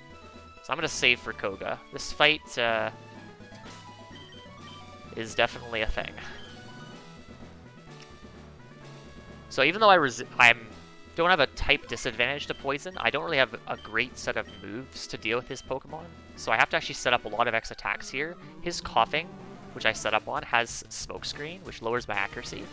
So I'm going to use a Guard Spec so that the accuracy drops do not happen. I also have to set up 3x attacks. It also has Self-Destruct.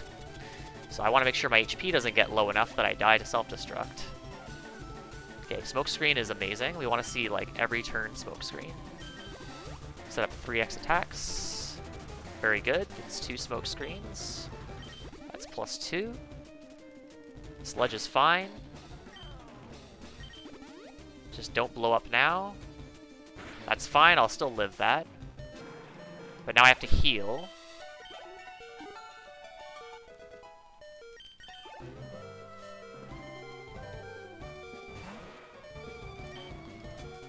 Because I have to 2-hit this Muck, and it has Sludge, and Sludge kills me, so I'll have to use the full restore just to be safe. And then I Secret Power this thing. Minimize is fine, just don't miss. good.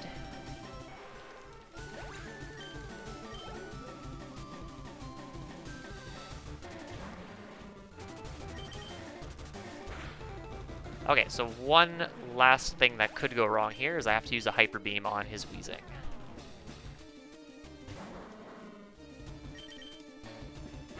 Very good. Okay, that wasn't the best fight, but definitely could have been worse. Using the full restore there is kind of bad because it's useful later, but there's a backup I can grab.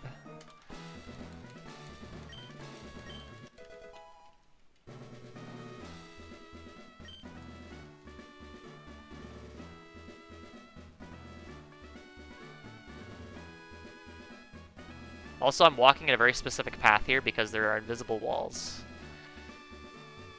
So I can't just walk directly to Koga, unfortunately.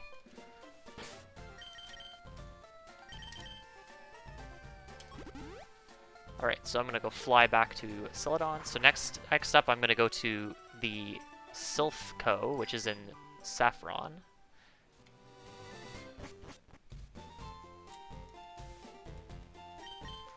And in order to get into Saffron, I have to pick up the T, which is, whoops, what I grabbed in Celadon earlier. In the original red, blue, yellow, you can get a fresh water from the department store, which serves the same purpose.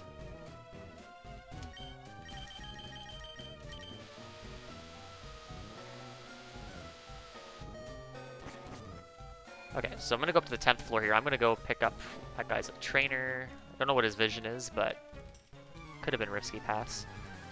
This guy is an optional fight, but he guards a very useful item. And also the experience I get from this guy is very important as well, because I'm just shy of level 41. So this is the perfect time to use rare candies, so I'll be using a bunch of candies after this fight, which will help me out on the following fight. I'm just going to grab the Carbos as well, that'll boost happiness. It's going to boost speed. It's not really going to be helpful in this run. Just going to wait for this guy to turn. But I want to give myself every possible chance to have not miss many ranges, so I'm going to pick up the extra Carbos there just for some added safety. This guy also is a trainer that can walk.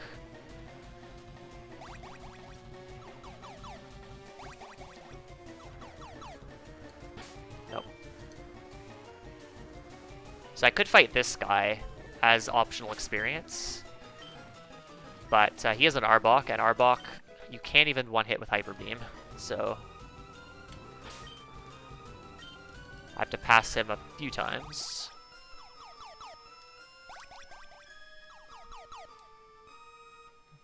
Now that I have the card key, I'm going to go over here. I'm going to go pick up an extra protein.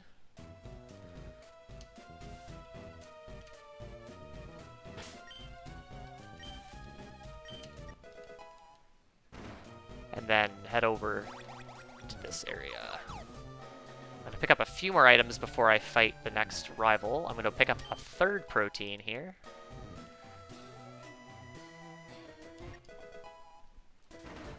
And then I'm also going to go grab a backup Hyper Potion from here. I would maybe skip this if I didn't use my full restore. But actually, since I burned the full restore, that means I have to do the worst version of this rival fight because I don't have a full restore. Okay, so we'll do this is Carbos.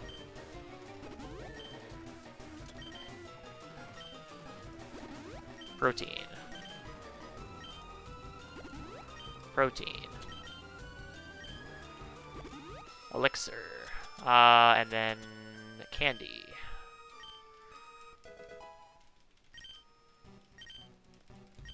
So I'm not going to use all my candies here, I'm just going to use 3 of them, because I want to save the other candies for later. So the candy to 44. I'm going to use Super Potion. I'm also going to teach Giga Drain, which is going to go over Razor Leaf. So now I only have one move that's inaccurate, which is Hyper Beam. So Giga Drain is a good move because it restores PP. I'm also going to equip the Citrus Berry I grabbed earlier as well. And save. Pretty big menu there. So there's two ways to do this fight. There's a way where I just set up 1x attack on this bird. This bird has a couple bad moves, and then I use Hyper Beam on the bird. Bad thing about that is that I have to recharge on the next fight, but I don't have to deal with the bird's bad moves. So I'm going to be using 3x attacks here. And we want to see wing attack, unfortunately. 2. I should get the citrus here.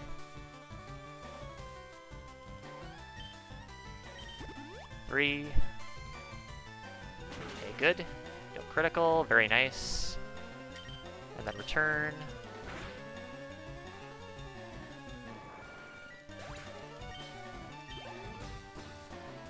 How much does that do? No, it's fine. Return this.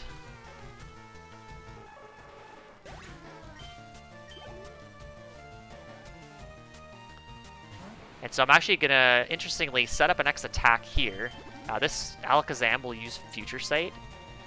So what Future Sight does is, it's a 100 power move? But it doesn't get Stab, same type of tap bonus. It also is not going to be hit for super effective damage. The reason why I'm using X attack is this Charizard is otherwise a 75% damage range.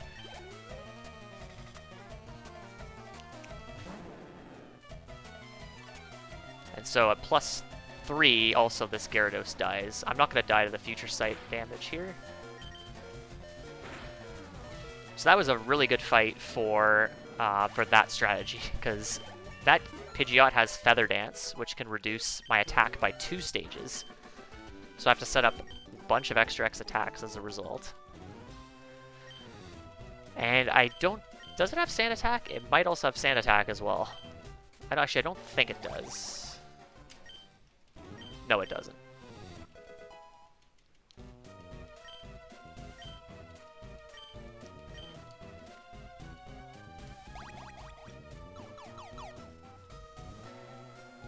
But the Feather Dance is immensely bad. It also can critical, so and putting the Citrus Berry on there was pretty good because I didn't have to heal at all in the battle.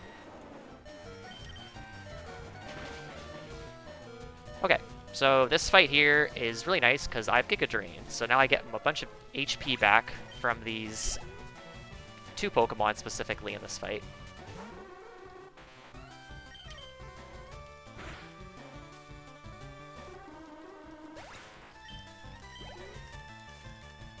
See what my HP looks like after I Giga Drain this Marowak, because I am going to be taking a little bit of damage on the next fight. 91.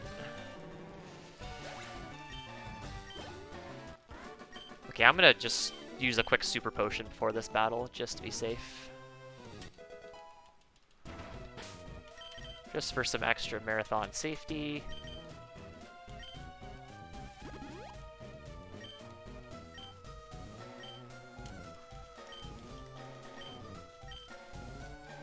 Okay, round 2 with Giovanni. This fight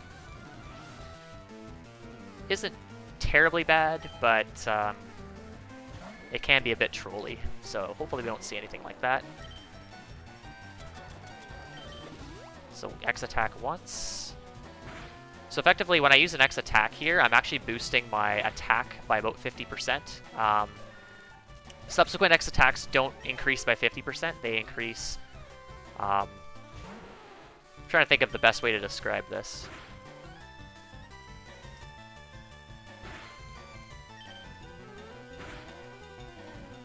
It's like 0.5, it's like times 1.5, and then the next one will be times 2, so it adds like 0.5 to the multiplier, effectively.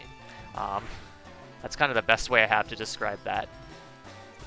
So using a second X attack has less of a boost than the first one.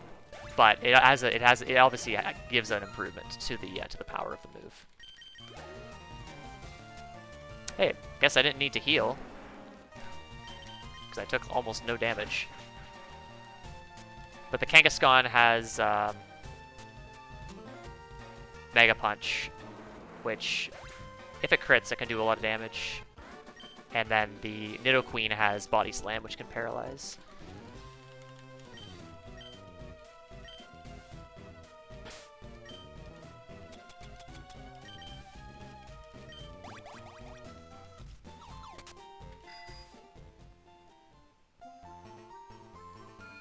Okay, so before I go fight Sabrina, I'm just going to do a little bit of shopping.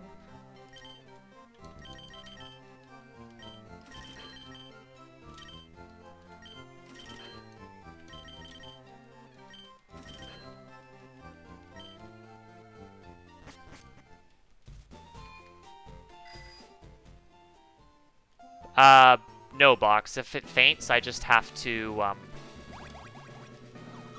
I can try to revive and finish the fight, or I have to wipe and then go back into the fight later.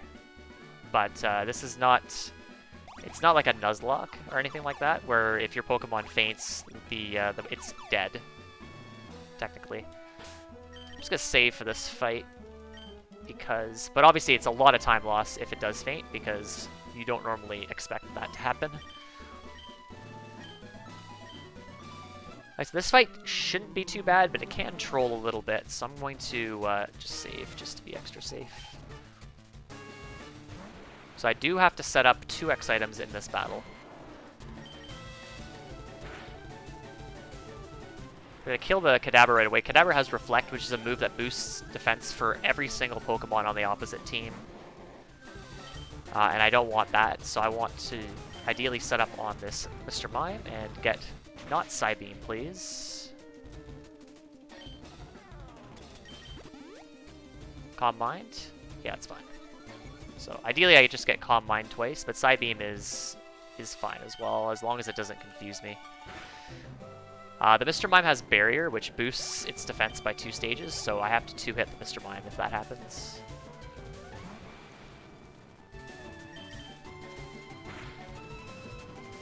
And then the Alakazam does a lot of damage with Psychic, so that's why I use an X Speed. And then I can use the X attack, need the X attack to use Return on these 2.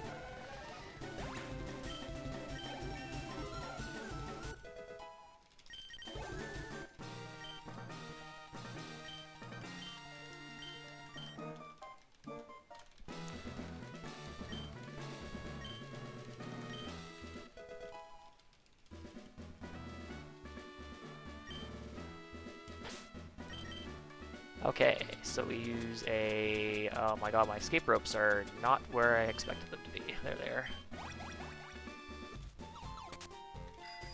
Alright, so before I go to the next area, I'm actually going to go pick up a very important move from the copycat girl here.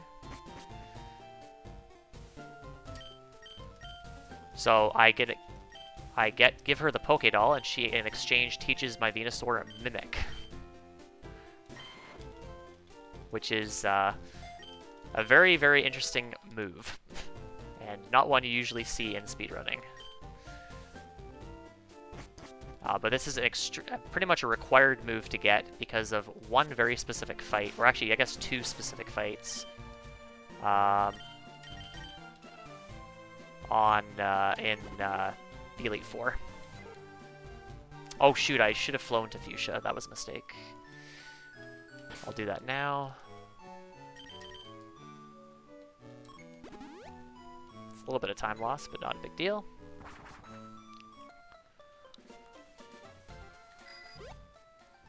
I also have to get Strength at some point, so now is a good time to get it because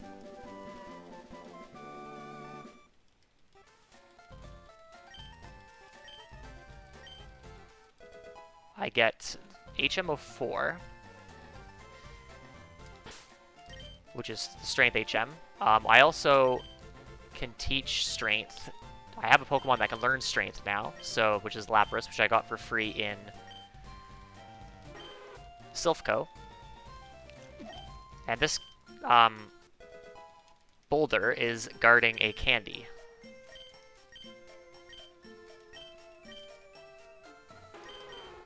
Now, if I had caught a Sandshrew earlier, I could have probably gone and grabbed this candy earlier, so I could actually save time by having Sandshrew in my party. That's something I might consider for PB attempts.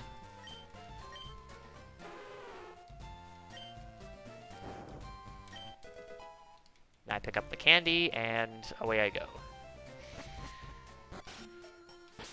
So that candy is very, very important for the next gym fight, which is Blaine.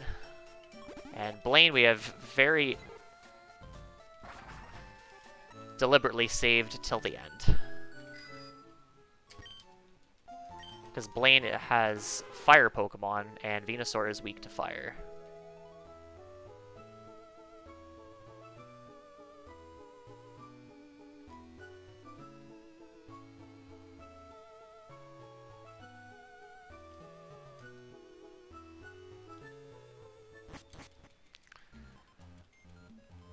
Okay.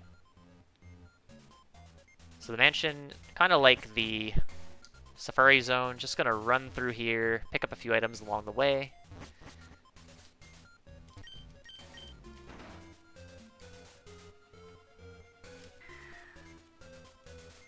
So kind of like earlier where I grabbed that Carbos for happiness, I'm gonna do the same thing here. This is something I just decided to do today.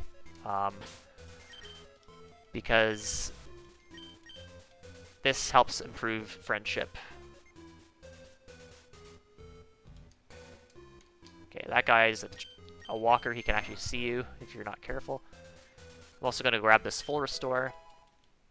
So full restore is kind of like a hyper potion, but it also restores status like burn, paralysis, sleep, etc. And that's very, very useful for Blaine.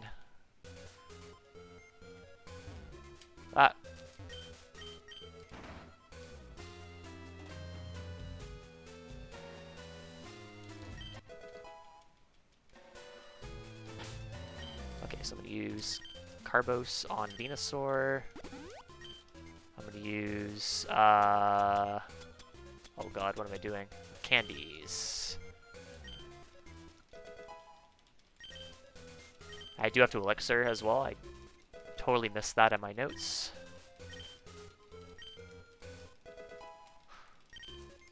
And then I'm going to use... It's a pretty messy menu because you're kind of going all over the place. And then I'm going to use Super Potion. And escape. Setting level 50 here is really good because it allows me to have a very, very fast Blaine. And as safe as Blaine can be fight.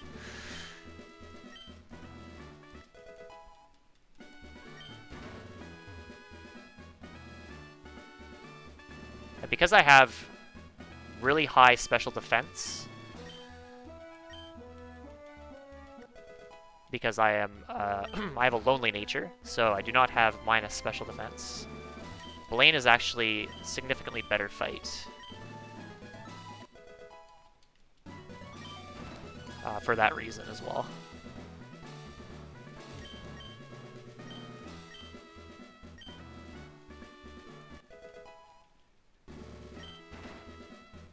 So I'm answering the quiz questions. They're the exact same every run. But if you're in a bit of a rush and you're not paying attention, you can, if you answer them wrong, you can actually have to do an optional fight, which is not ideal.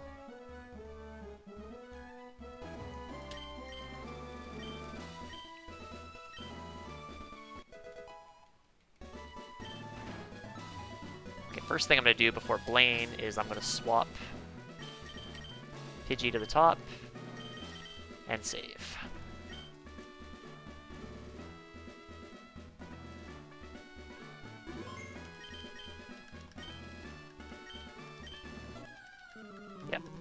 So there's a couple ways to do this fight. I do need to use a guard spec at some point, because the Arcanine has extremes, or intimidate rather. But because my special defense is good enough, what I'm going to do is I'm just going to let Pidgey die here. The Growlithe can miss Pidgey, and if it misses Pidgey, and if you set up the guard spec turn 1, it's very, very bad.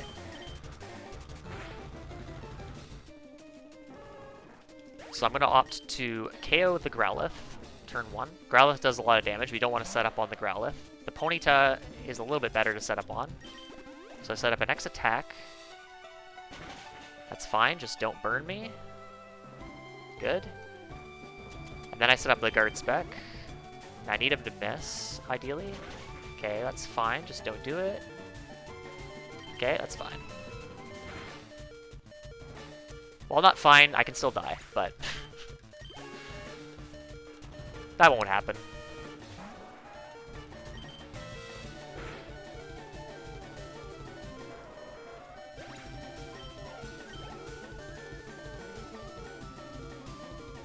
Still have to hit 1 Hyper Beam.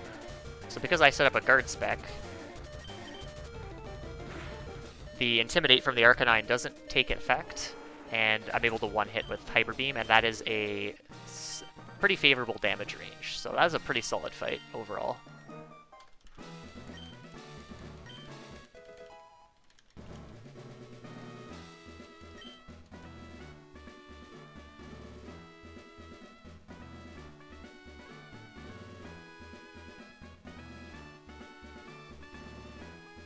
Okay. So we got 7 badges, 1 more badge left. And this next gym isn't terribly threatening. So if you have any donations or want to plug the charity, feel free to go ahead.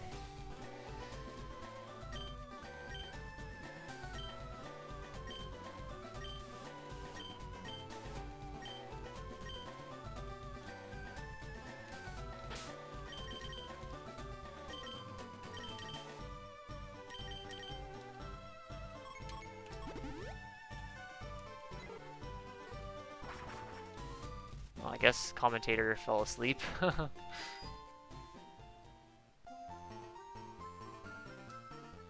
No, I hopped the fence. Okay, we have to go around. Haven't done that in a while.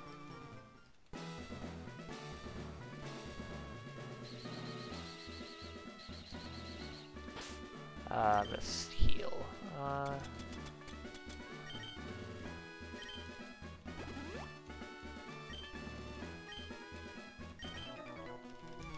Okay, let's...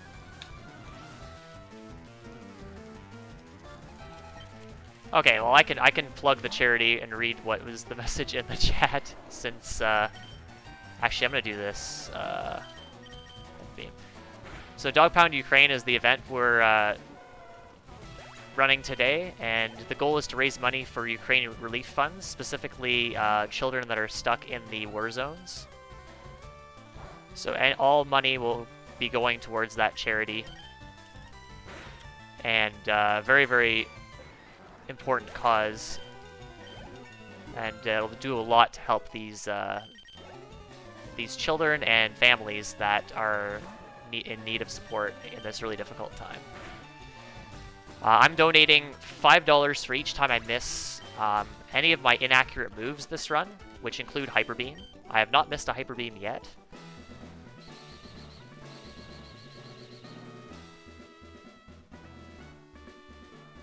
But we're up to 10 misses so far.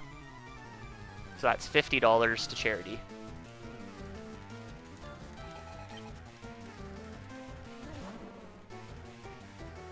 Which I will be donating at the end of the run.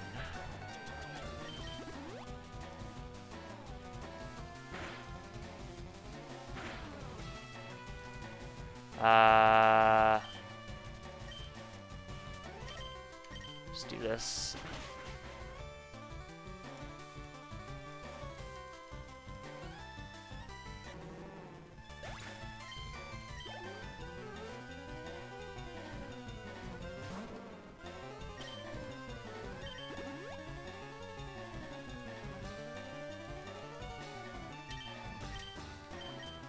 There we go.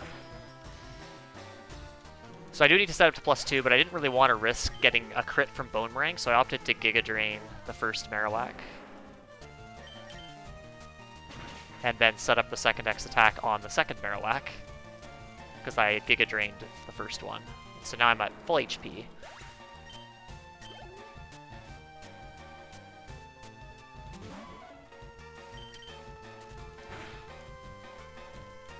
And the good thing about running Venusaur is that because Venusaur is poison type, you can't activate the poison point ability on these Nidorans or Nidorina, Nidoqueen, etc. Which is something that Squirtle and Charmander potentially have to deal with. Although, I think in most of those cases you're using a non-contact move anyway. Like Surf or Flamethrower or something like that.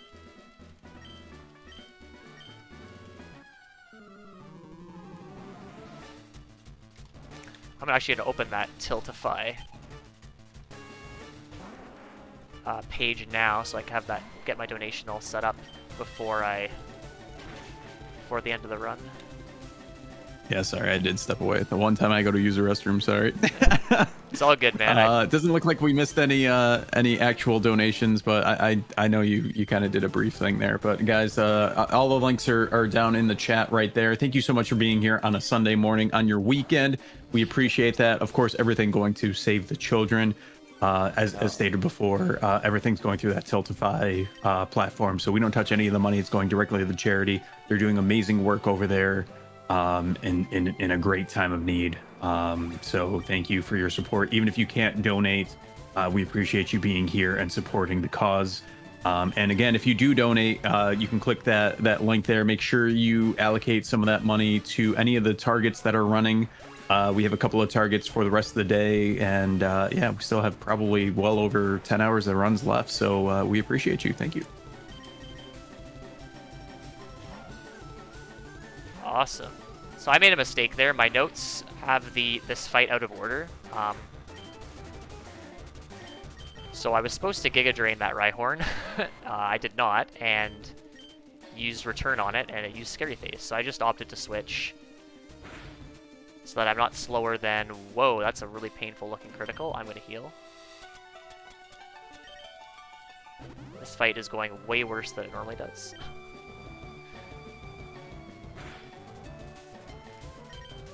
So now here's our first taste of Mimic. So I'm actually gonna... What Mimic does is it allows me to copy the move that the opponent just used, in this case Earthquake. This is mainly because I'm a little bit low on return PP, and so this actually saves me having to use return on both of these Nidos here. And I can one-hit the Nidoking. Funny enough, Venusaur can learn Earthquake, and this is the TM I get from Giovanni, but it is not really useful for the speedrun, because it doesn't really help in too many cases.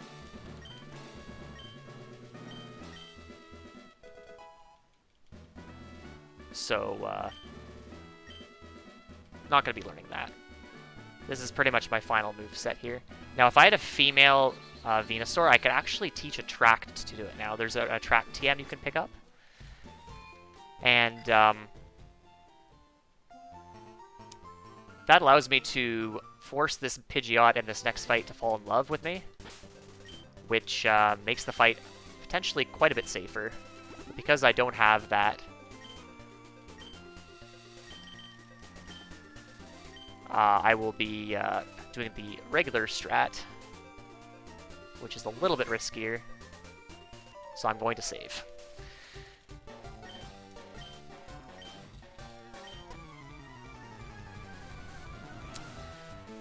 Looks like we just got a donation that came in here. We got $8.36 from Box McLeod. Not just kidding. Box McLeod says save the children and the frames. And that looks like that went to the target of Hollow Knight, Path of Pain.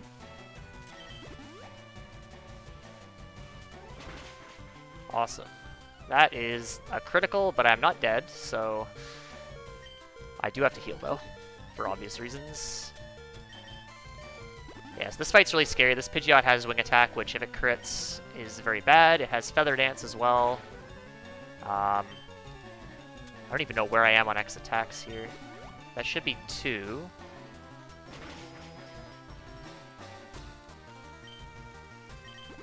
Three.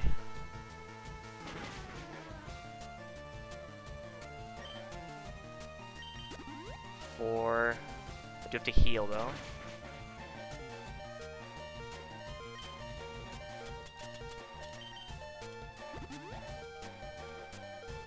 I do have to set up 1x speed.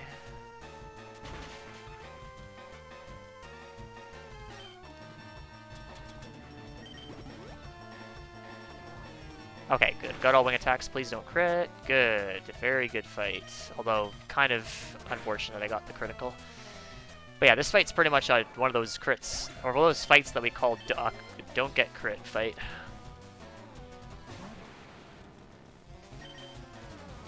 So X speed allows me to outspeed both this Alakazam and I believe also the Charizard.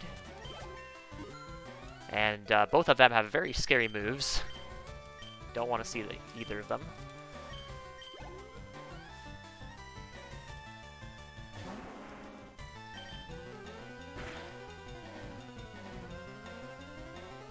There is a strat where you can set up less X attacks, and then you Hyper Beam the Charizard, and then you have to tank a hit from the Rhyhorn here.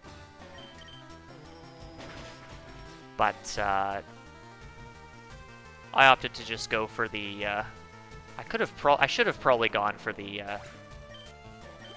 it's fine though. Not a big deal. But now I could just finish off this fight here. And after this, we have only 5 fights left in the run.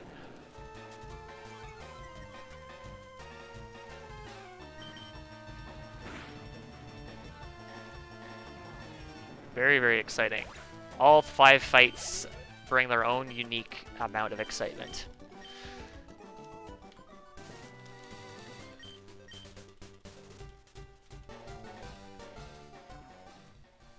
Whoops.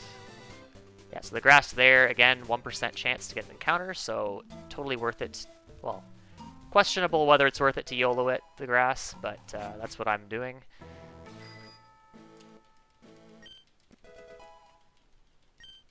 Okay, I'm going to do a little bit of a marathon safe strat here. So if you watch the end of the fight, I'm a little bit short of hitting the next level. So what I'm going to do is I'm actually going to knock out a wild Pokemon at some point.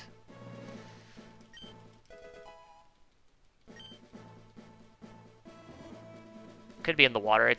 The encounter rate in the water is pretty low, but definitely in the grass or in Victory Road itself, I will hopefully get an encounter.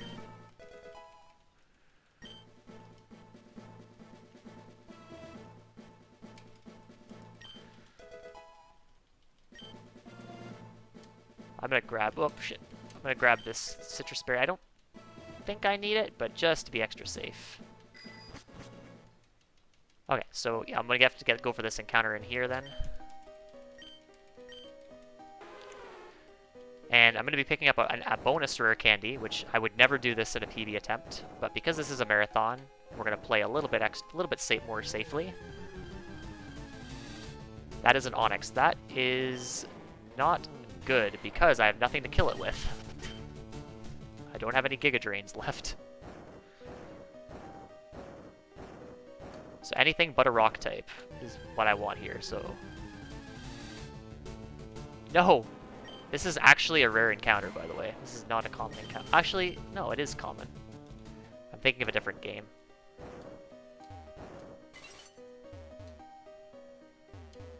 Ah, come on.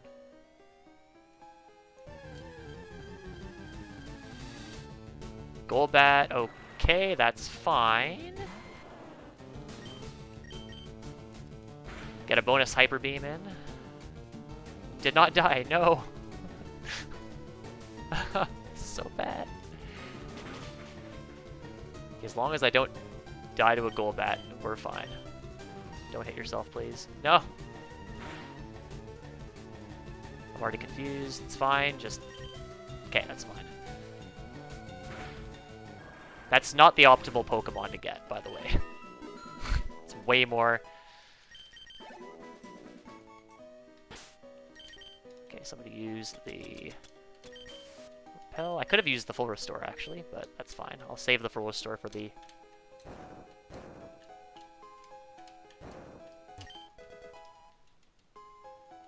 For the Elite Four. Ah, come on. A bit unlucky, but...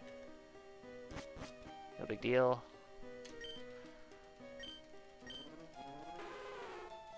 I think Onyx is actually the most common encounter here, but I could be wrong. There is a category for Fire Red Leaf Green called Elite Four Round 2, in which you fight the second round of the Elite Four. In order to do that, you need to catch 60 Pokemon. And so, usually at this point in the run, you only have a couple left.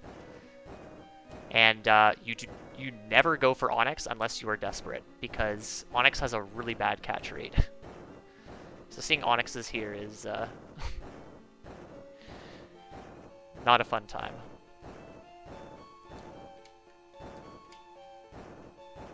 So whenever I get the Repel to wear off, I will use the Candy as well.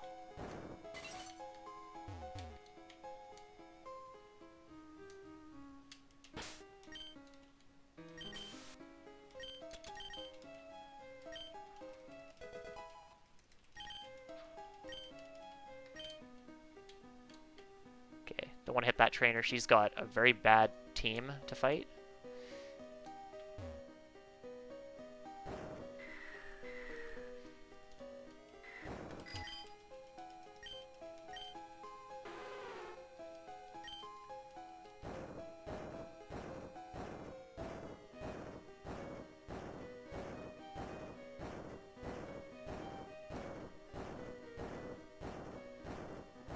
Alright, just about finishing up here. There is one battle that I want to avoid, that double. That's not a good fight. I'm going to pick up one more item. That is this Lumberry. So what Lumberry does is it restores any status, whether it's confusion, sleep, paralysis, poison, etc. It restores one of those, whichever status that you get. So here I'm actually going to just take the center. I'm not going to deposit any of my HM friends. So for Squirtle and for Charmander, it's advantageous to deposit them because in the Hall of Fame, it's less Pokemon that you see. But Venusaur needs a lot of extra help to beat the game. And also requires all of his friends, or her friends if you have a female. So I need all of my buddies with me in this for this Elite Four.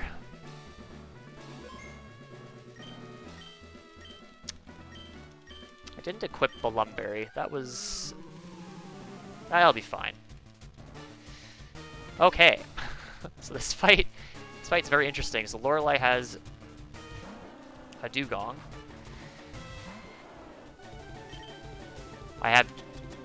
It's a range for her to 2-hit me with Ice Beam.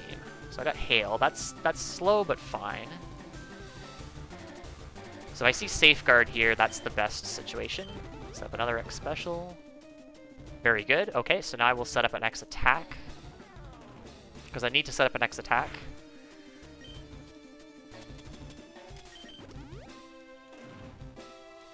Now she's going to go for Ice Beam.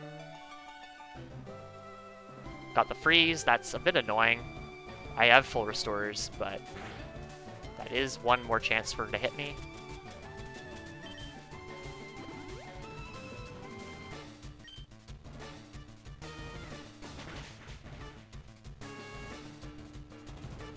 Again, no! What are you doing? Please stop.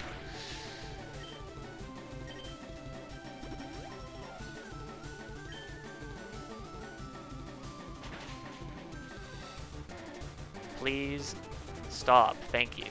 And the hail stop too. Okay, so the fight is not quite over yet. There's one more chance to take damage.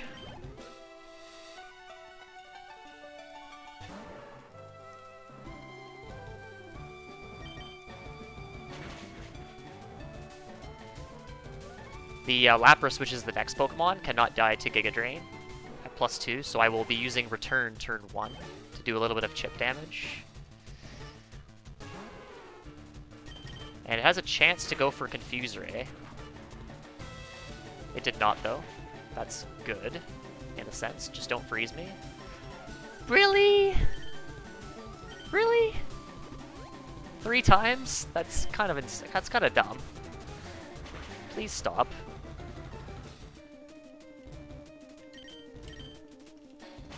That's pretty nutty, because that's like 10% to freeze. And I got hit 3 times.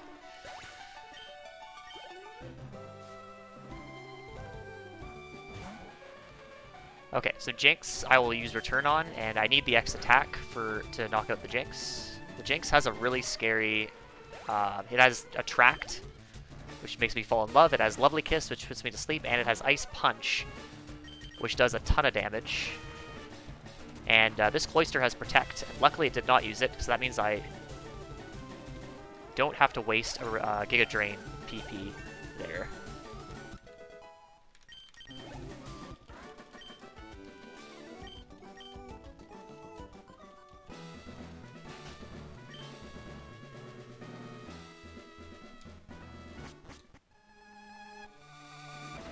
Okay, I think this fight's pretty safe. I'm just gonna save, just to be extra safe.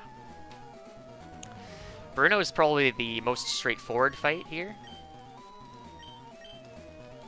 In fact, I don't even think I needed to save at all. I think it's almost 0 chance to die, but this is Pokemon, anything can happen. So this Onix has Rock Tomb, which is a move that lowers speed. It will use Rock Tomb until you're slower than it. So I'm going to use a Guard Spec turn 1, because I do not want to be slower than his next Pokemon. And then I'm going to set up 3 X attacks. 2.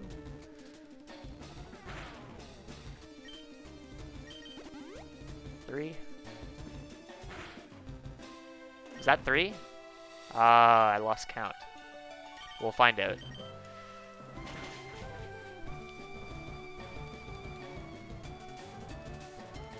I think he hit me 3 times, and then he missed once, so I think that was fine.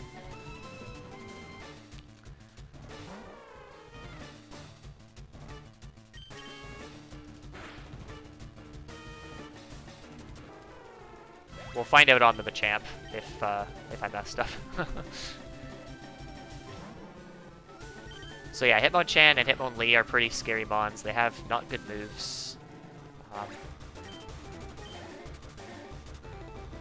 So don't want to be slower than them. And now I'm going to set up an Elixir here. The reason why I don't... I think it's the Max Elixir that I want to use. The reason why I don't set up the Elixir on the first Onix is after you set up to +3, the Onix will use Roar, and it'll force me out of battle. So that's why I saved the Elixir for this Onix. I don't believe this Onix has Rock Tomb, so...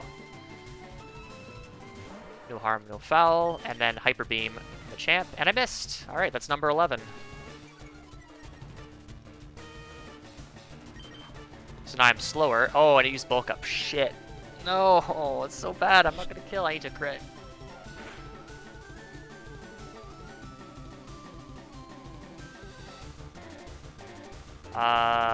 That's fine. I should be able to return this. Just don't crit me.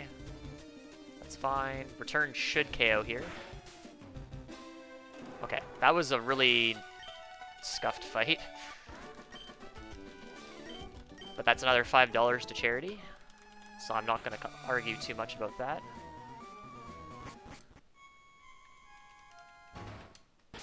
Okay, so I'm going to equip the Lumberry here. I'm also going to use, yes, we're at number 11. I'm going to use a Soup Potion.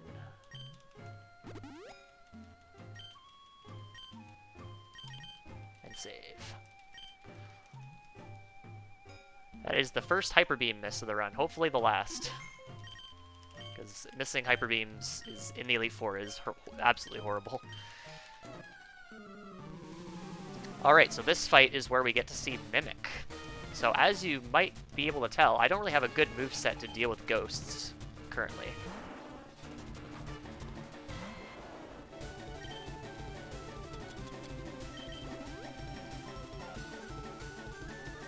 Double team, okay.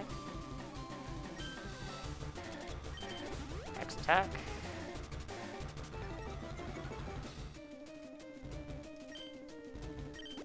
That's +2.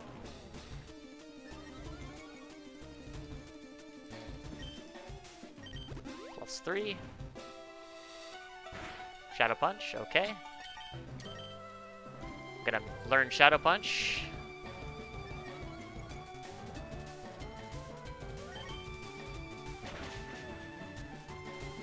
And now I can kill the ghosts. The really awesome thing about Shadow Punch is it's kind of like Swift or Aerial Ace. It cannot miss. So even though he's double teamed and set up his evasion,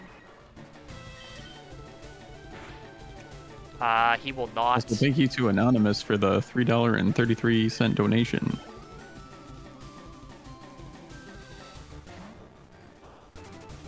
Yeah, so I cannot miss after he sets up the double teams because of that. There's one Hyper Beam I need to hit here. I could go for Return on her Arbok.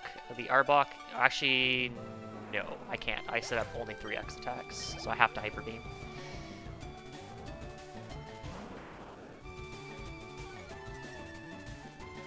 Because I'm at +2 now, because of Intimidate. Okay, we hit that one. Good.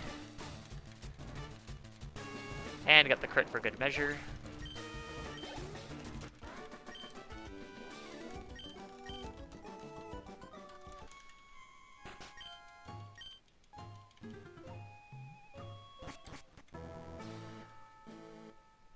Alright, Lance is a very interesting fight.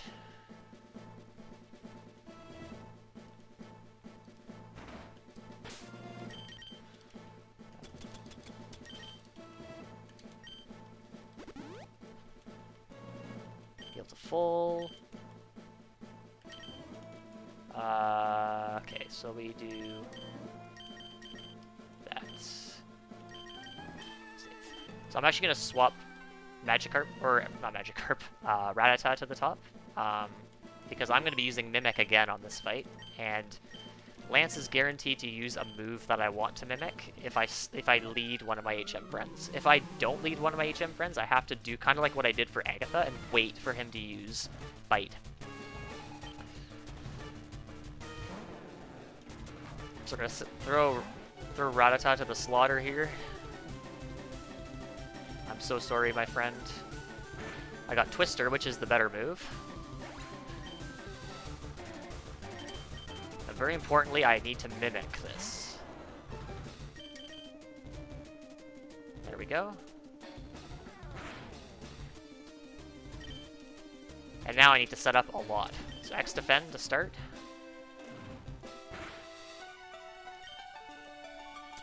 X speed. Hyper Beam cannot kill me from here. X special. Now it can, so I have to heal.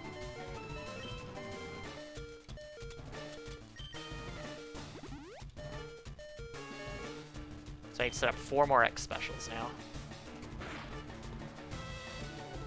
That's a critical. Wow. Good game. That is the first death of the run. Like, full, like, wipe. I did die to Misty, but I had to revive. But I can't really revive here. Because it would involve sacrificing one of my HM friends, and I don't believe I have enough X items to do that.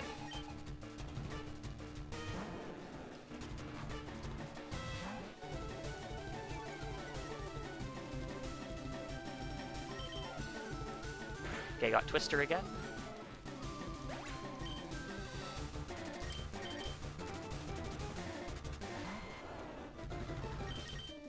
Mimic. So if he only bites me, that's like super optimal. Just defend.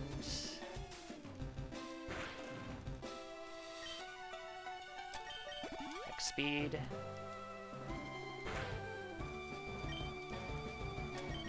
Special. I'm healing. Dead to Hyper Beam.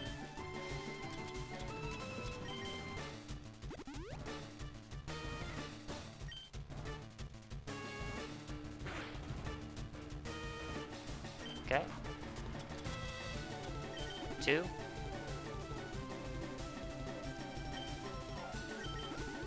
3.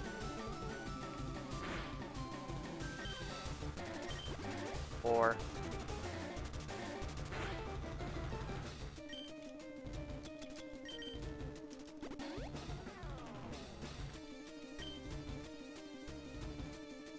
Good miss. 5, yep.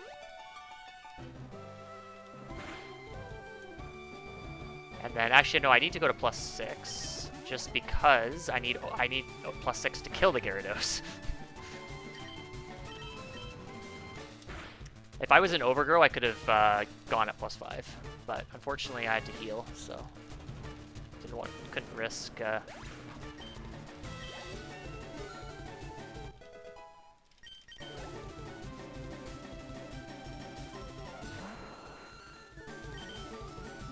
And so I outspeed the Aerodactyl, so I can...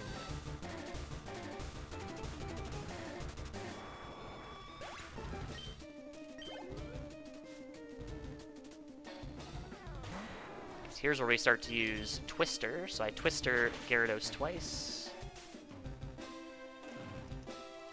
So he's going to have a Citrus Berry here. Shouldn't be healing, I imagine. Okay, it's fine. It's a bit scary because of the +6. You don't normally go to +6 for Twister, and if you knock him to 2 low HP, he can heal, even with the Citrus Berry.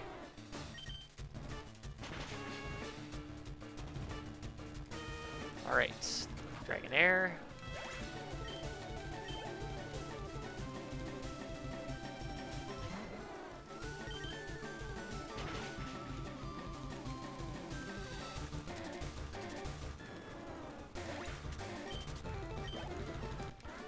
Alright, 1 fight to go. This is the most entertaining fight of the run. Because I'm already full health, I already have the Lumberry. So all I have to do is one thing. Whoops.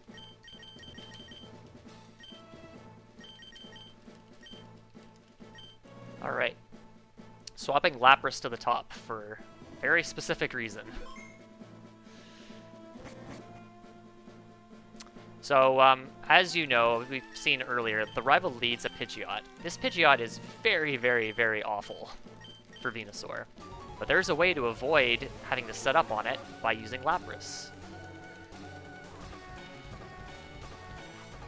Now, hopefully my Lapras has good stats. Perish Song. Aerial Ace turn 1, don't kill me. That's really bad. I'm actually going to reset that and hope that he doesn't kill me next time. So this is the kind of bad thing about this strategy, is the Lapras, if it has bad HP and defense, it can just straight up die to Pidgeot. And then you're forced to do the awful strategy.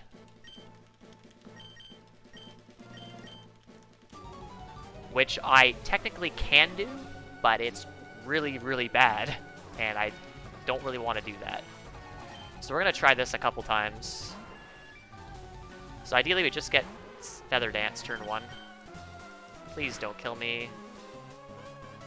Okay, I lived that time, that's good.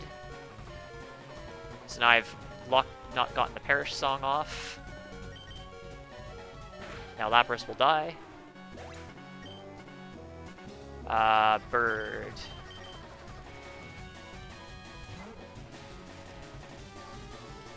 So I have to do a very specific thing here to make sure that the bird, he switches out his Pokemon, and then right when he switches, I send out Magikarp. So now Magikarp's out. He's going to switch specifically to Exeggutor, and this is why you need Magikarp. I'm just going to let Magikarp die, because I don't want Magikarp to level up. And now Exeggutor is the safest thing to set up on.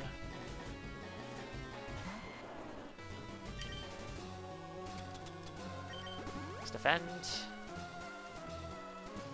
I have the Lumberry. It's not really helpful now because he could just put me back to sleep, but that's okay. Speed. Good miss. Alright, let's count to 6. 1.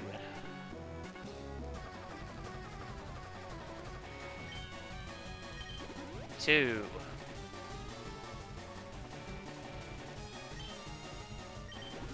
3,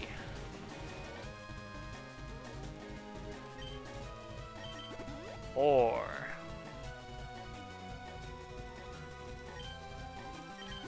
5, 6. No! Okay, good. Jeez, I was not like this. Please, game. Don't do this to me. Miss. Don't crit. Okay, it's fine. Okay, now turn. Okay, I should win here. I could go for a Hyper Beam, but it is probably better for me just to go for return.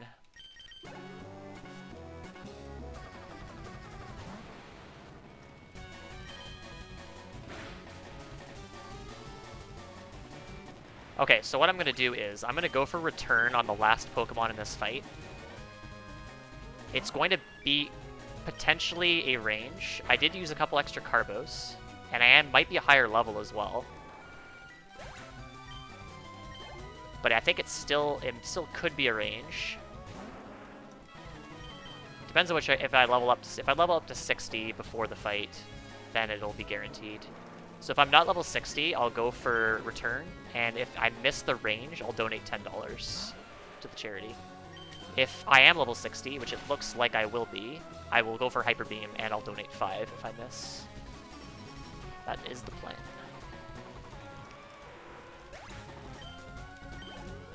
Okay, so I'm going to go for Hyper Beam, because I'm level 60.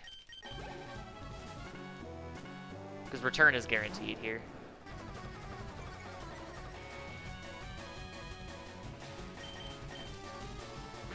Okay, that's GG.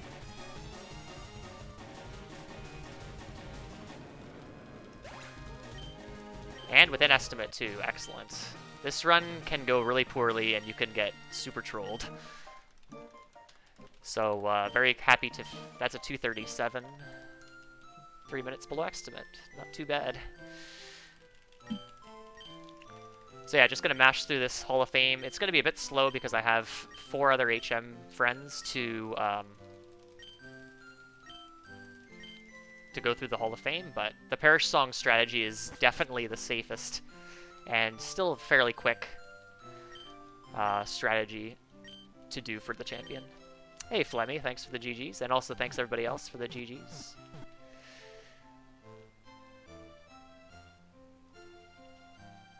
But yeah, if you're interested in running Fire Red Leaf Green, I highly recommend don't run this category unless you're a masochist. But there's lots of really good resources and people to help in the Gen 1 to 3 Pokemon speedrunning Discord, as well as the Fire Red Leaf Green Racing Discord. So if you're interested in learning these games, feel free to just send me a DM and I can direct you to those resources. And that's time. That is actually a 238 because of the HM friends. So yeah, super happy. That went fairly well. I will be donating $55 to save the children in Ukraine because I missed 11 times in this run. So that is about what I was expecting. I think, what was I projecting to miss here? 2, 5... Yeah, I was projecting about 9 misses. So a little bit more than normal, but I'm more than happy to donate a little bit extra than the average. So yeah, thanks for having me, DogPoundSpeedrunning. It was a lot of fun. Yeah, thank you so much. That was a great run. We got a lot of people in here, guys. Thank you so much for being here. Where can they aside from your Twitch, which I assume is just your name right there, IronDre_? Yes, that's correct. Is there anything else, anywhere else they can follow you, socials, anything like that before we transition over? Anything you want to say? Yeah, just send me a follow on Twitch. It's the same as my as the name you see on screen, twitch.tv/IronDre. And follow me on Twitter. I don't really tweet too much, but you can follow me there if you so choose. And again, just feel free to join the Discords if you are interested in learning, or send me a DM and I can direct you to the Discords if you want to learn more about speedrunning these games. But yeah, I think that's pretty much it for me. All right, perfect. Well, again, the great run. Thank you so much for being here and helping us raise money for a great cause, guys. Again, thank you so much for being here. Everything is being done today to help the situation in Ukraine. The charity of our choice is Save the Children. They are a global initiative, but they are focusing right now on Ukraine. They have a specific Ukraine relief effort going on right now, and that money is going right there. So everything that is donated is going through the Tiltify platform. So we don't touch the money at all. You don't have to worry about that. It's going directly to them. So your money is safe and going to the just directly to the cause. They're doing so much great work out there. There's so many things that need to be done. Obviously. There's at least 1.5 million people that have been forced from their homes already, 400,000 children currently living in the conflict zone. All of that money in the Ukraine Relief Fund from Save the Children is going to help support them, the most vulnerable families, mainly in the eastern part of Ukraine. And they're providing, food, shelter, clothing, medicine, psychological support, and relocation services when they can. So it's really a great cause. So anything that you can do, if you can donate, is appreciated. And if you can't, we just appreciate you being here supporting the cause again. So thank you guys so much. And we're going to transition over to our next run, which I believe is Tales of Arise with some random unknown runner. But yeah, we'll be back in just a few moments. Stick around. If we lose you, thank you for being here. Otherwise, yeah, we'll be right back. Thanks, guys. Thank you.